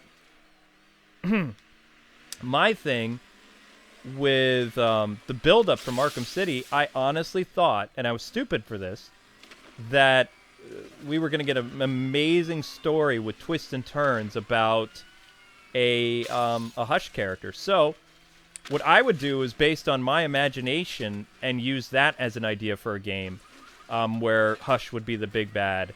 I would tie in a couple famous arcs. I would want a very talented consultant, or like another person helping me write this, because I'm good at coming up with ideas, but I'm not a writing genius. I have a lot of drawbacks as a person. I've got ADD, I got dyslexia. It makes it hard to do life sometimes. And when it comes to writing and things like that, I don't think I could really handle it by myself. I would need help. I understand my shortcomings as a person and my my limitations. But I also know that even with my limitations, if you team me with somebody who understands what I'm trying to say and do, then the sky's the limit for me. It's also the reason why my YouTube channel, my other one, has close to 600,000 subscribers. I didn't do that by myself. I did this channel by myself. This is as far as I go. This is a landmark that I've reached. 300,000 subscribers, that's it. It's never going to go past that. I'm happy where it is. I don't care if people look down on me. I don't care if people want 1 million subscribers. It's not a reality. Kwing's Let's Plays is something that I did with my wife. It was our baby in a sense. We did it together, and we were successful together. We're still successful together. But this channel was me, by myself, no help, until Amber helped, and that's probably why it got a lot of subscribers anyway. Now I'm thinking about it. I forgot about Gaming with the Kwings, because that became Kwing's Let's Plays. I started doing Let's Plays with her on this channel. 2010, a Batman game, believe it or not. But yeah, anyway, back to Hush. So how my premise would work, and I would work with a really good writer. I don't know who, don't care. You guys can think it. What I would do is Hush, when he left Arkham City, Batman was going to catch him. This was a dude that, it looks like Bruce Wayne. He's committed all these atrocities, and, he needs to be stopped. So that would be the focus. It would be a manhunt for Hush, but something would go horribly wrong. The police would get involved, and they would investigate and find out the person responsible for the slaughtering of the people in Arkham City was Bruce Wayne. So then you've got the whole Bruce Wayne fugitive thing, and finally Bruce Wayne getting arrested, and Hush finding a way to, try to ruin Bruce financially and his reputation. Everything that Tommy wants to do. That, to me, is a pretty intense story and a very, very dangerous villain, because Joker could only mess with one part of Batman's life. Hush can mess with all of Batman's life. So that, Montanui, I hope that answers your question. That's what I would do. And I would keep people guessing with so many twists and turns. I'd get the Bat family involved. It would be a compelling crime drama video game with a lot of detective aspects. And the detective stuff wouldn't just be Batman, because Batman would be in jail for part of the game. Like, he would be gone. So you'd have to have other members of the Bat family step in to work with Batman, and he would kind of operate with them inside prison. That hadn't been done before.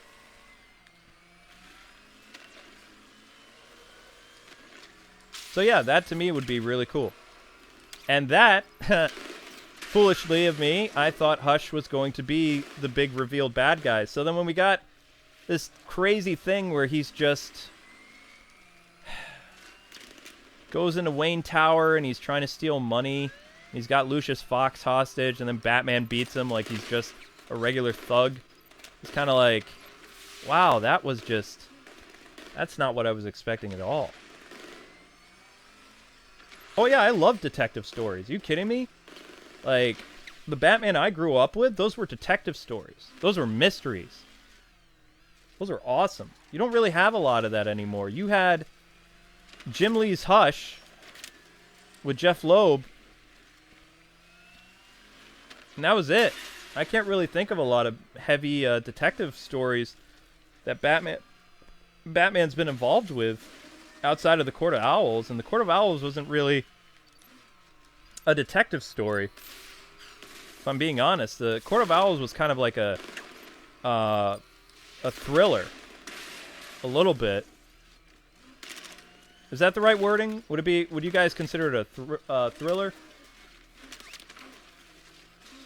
Well, yeah, I was let down by the Hush stuff pretty bad, because Dini understood Hush.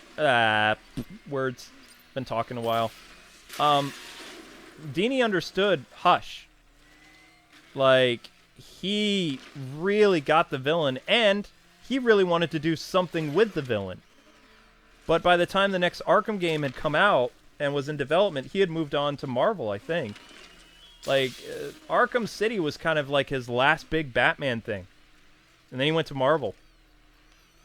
Marvel Television. Pretty sure. He worked on, what did he do? Did he do Earth's Mightiest Heroes? He might have.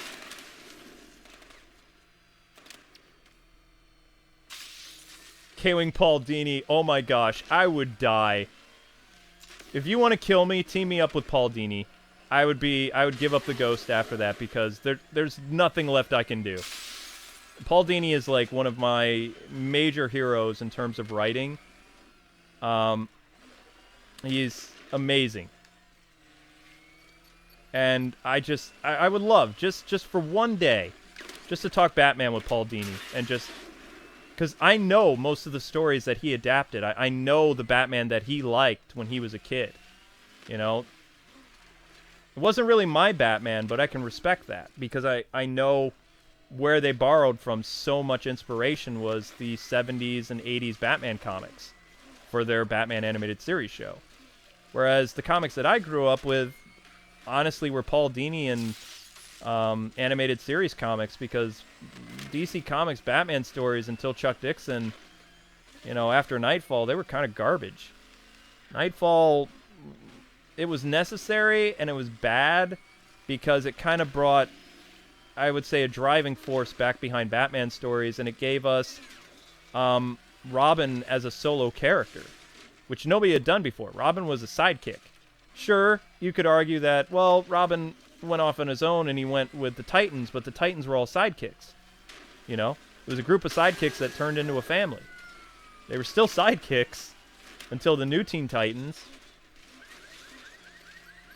Most of the kids in the new Teen Titans were not sidekicks. They were all superpowered teenagers. But the original Titans were all sidekicks. Speedy, Wally, Donna Troy, and Aqualad, all sidekicks. New Teen Titans, not sidekicks. Cyborg, Changeling, sorry. Raven, Starfire. I'm missing somebody. Beast Boy, Cyborg, Raven, Starfire. Kid Flash was kind of in it once in a while. I don't remember some of the other original New Teen Titans. Blast. I know there were more. Wonder Girl was still there. That's who. It was Wonder Girl. She was still there. But yeah, Matt Nui, I hope that answers your question.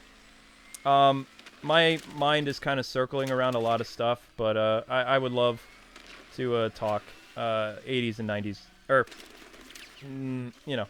70s Batman things, because what Bruce Timm and Paul Dini did for me as a Batman fan is, when I found out where the inspiration for these stories came, I went and I read the original ones, and that's how I became a fan of Dennis O'Neil and Neil Adams, like their run on Batman in the 70s when I wasn't even alive. And I have to admit, when you compare Neil Adams and O'Neill's work to any Batman story today, their stuff more than holds up. I mean, yeah, the art style makes it a little dated, but the detective stories, oh my gosh. I can see why Dini was like so enamored by that team and Bruce Timm. Fantastic.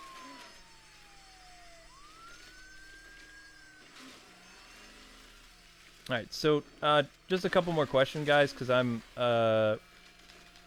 getting a little mentally exhausted.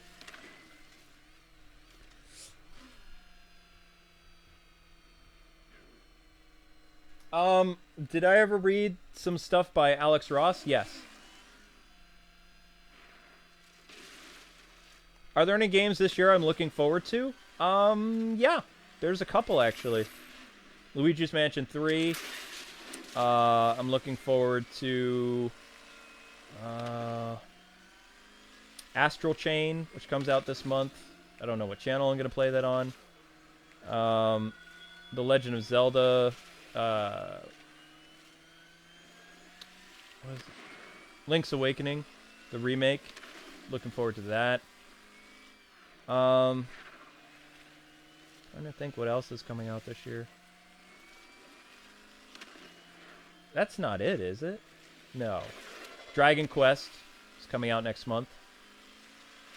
I know I'm just spouting out things I'm going to do on my other channel, but I'm looking forward to playing those, actually.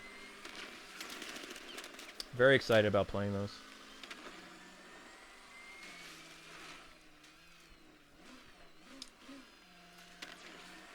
I don't know when No More Heroes 3 is coming out, and I can't play that on my other channel.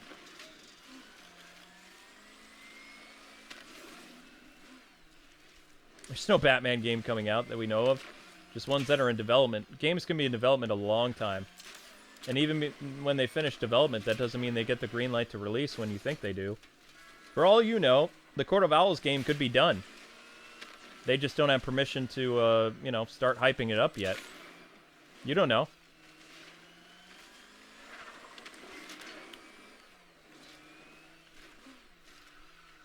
There's a lot of things that goes behind the scenes, my friends. A lot of scenes. A lot of stuff. Things I wish I never knew. That's the problem with becoming an influencer. When you get to understand the business that you're in, it's like, I wish I was naive about a lot of this stuff. Maybe I'd be a nicer person. But when you know there's so much red tape involved and so many things that have to be approved and, you know, crazy.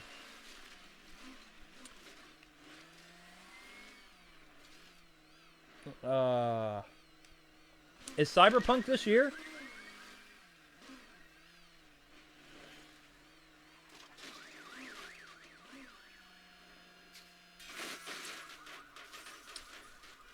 I just crashed into a police car.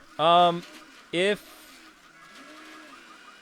Hush was the villain of the third game, and it was set like right after the events of Arkham City, like within a couple months, would that be your favorite Arkham game? Depends. I mean, did he come back to do it? And did Kevin Conroy, did he do an amazing performance of Hush like he wanted to? I mean, if anybody was really let down by stuff, I mean, they brought Mark back to be the villain, where Joker wasn't really necessary anymore. Even Mark made it pretty clear that Arkham City was his swan song. He didn't need to come back. It's not that Arkham Knight hurt his performance, but it did get a lot of people saying things like, Joker again? Because we had Joker in Arkham Origins. And then you had Joker again play another... He was kind of the major antagonist again. You know? Let someone else do it. I was pretty devastated when we were playing Arkham Knight and Joker popped up again. I was surprised, but I was kind of like, why? Why is this still a thing? So now we're hallucinating. We're seeing Joker in our own mind. That's what makes this game scary. It's like, can't the Scarecrow just be scary on his own? It felt like the Scarecrow thing became a crutch. Like, Scarecrow was never the threat, you know? When, if you look at the story, he actually gets Gotham to evacuate. All of Gotham. Because of his, like, deadly fear toxin. But it doesn't feel like that's really a major concern in the story. Batman's hallucinating about the Joker and, you know, hearing all this stuff. It's like a psychological warfare game. Like, Arkham City, it feels like it's a game about, you know, Batman trying to save a city. And Arkham, because Joker poisons Gotham with his blood. You know? That's basically Batman's mission, is he's trying to save Gotham. Whereas Arkham Knight, it's not that Batman is trying to save the city. That's his job. Arkham Knight, he's trying to save his soul. His soul is tainted. His soul is being corrupted. And it was more of a psychological story. You know? And it works because it's Batman, but did it really need to happen so soon? Like, I would have brought Joker back when Batman is older to taunt him and stuff like that, because he already knows he's dead. It's not really, you know. I don't know. I think Hush would have been a better final boss. Final thing. And something that could have possibly branched out something bigger. Maybe. Who knows? We'll never know. We'll never ever know. So anyway, people, thanks so much for watching WB Games Montreal. If you're still awake, I wish you guys luck on your next game. I'm not going to apologize for my rant because I still believe that there are things that I know that you as a developer can do better, and I'm rooting for you. And those of you that are watching this, thank you so much for tuning in. It's nice to know that there's still a echo chamber for my voice every once in a while. And I hope you guys enjoyed my take on why the latest Arkham game was canned a little while ago. And I had a lot of fun talking about it. So thanks so much. Appreciate all the super chats, all the kind encouragement, and everything else. So we'll meet again with another Knightcast probably sometime this month. All right, people. God bless and happy gaming. Have a wonderful night. And have a good one, Gothamites. Peace.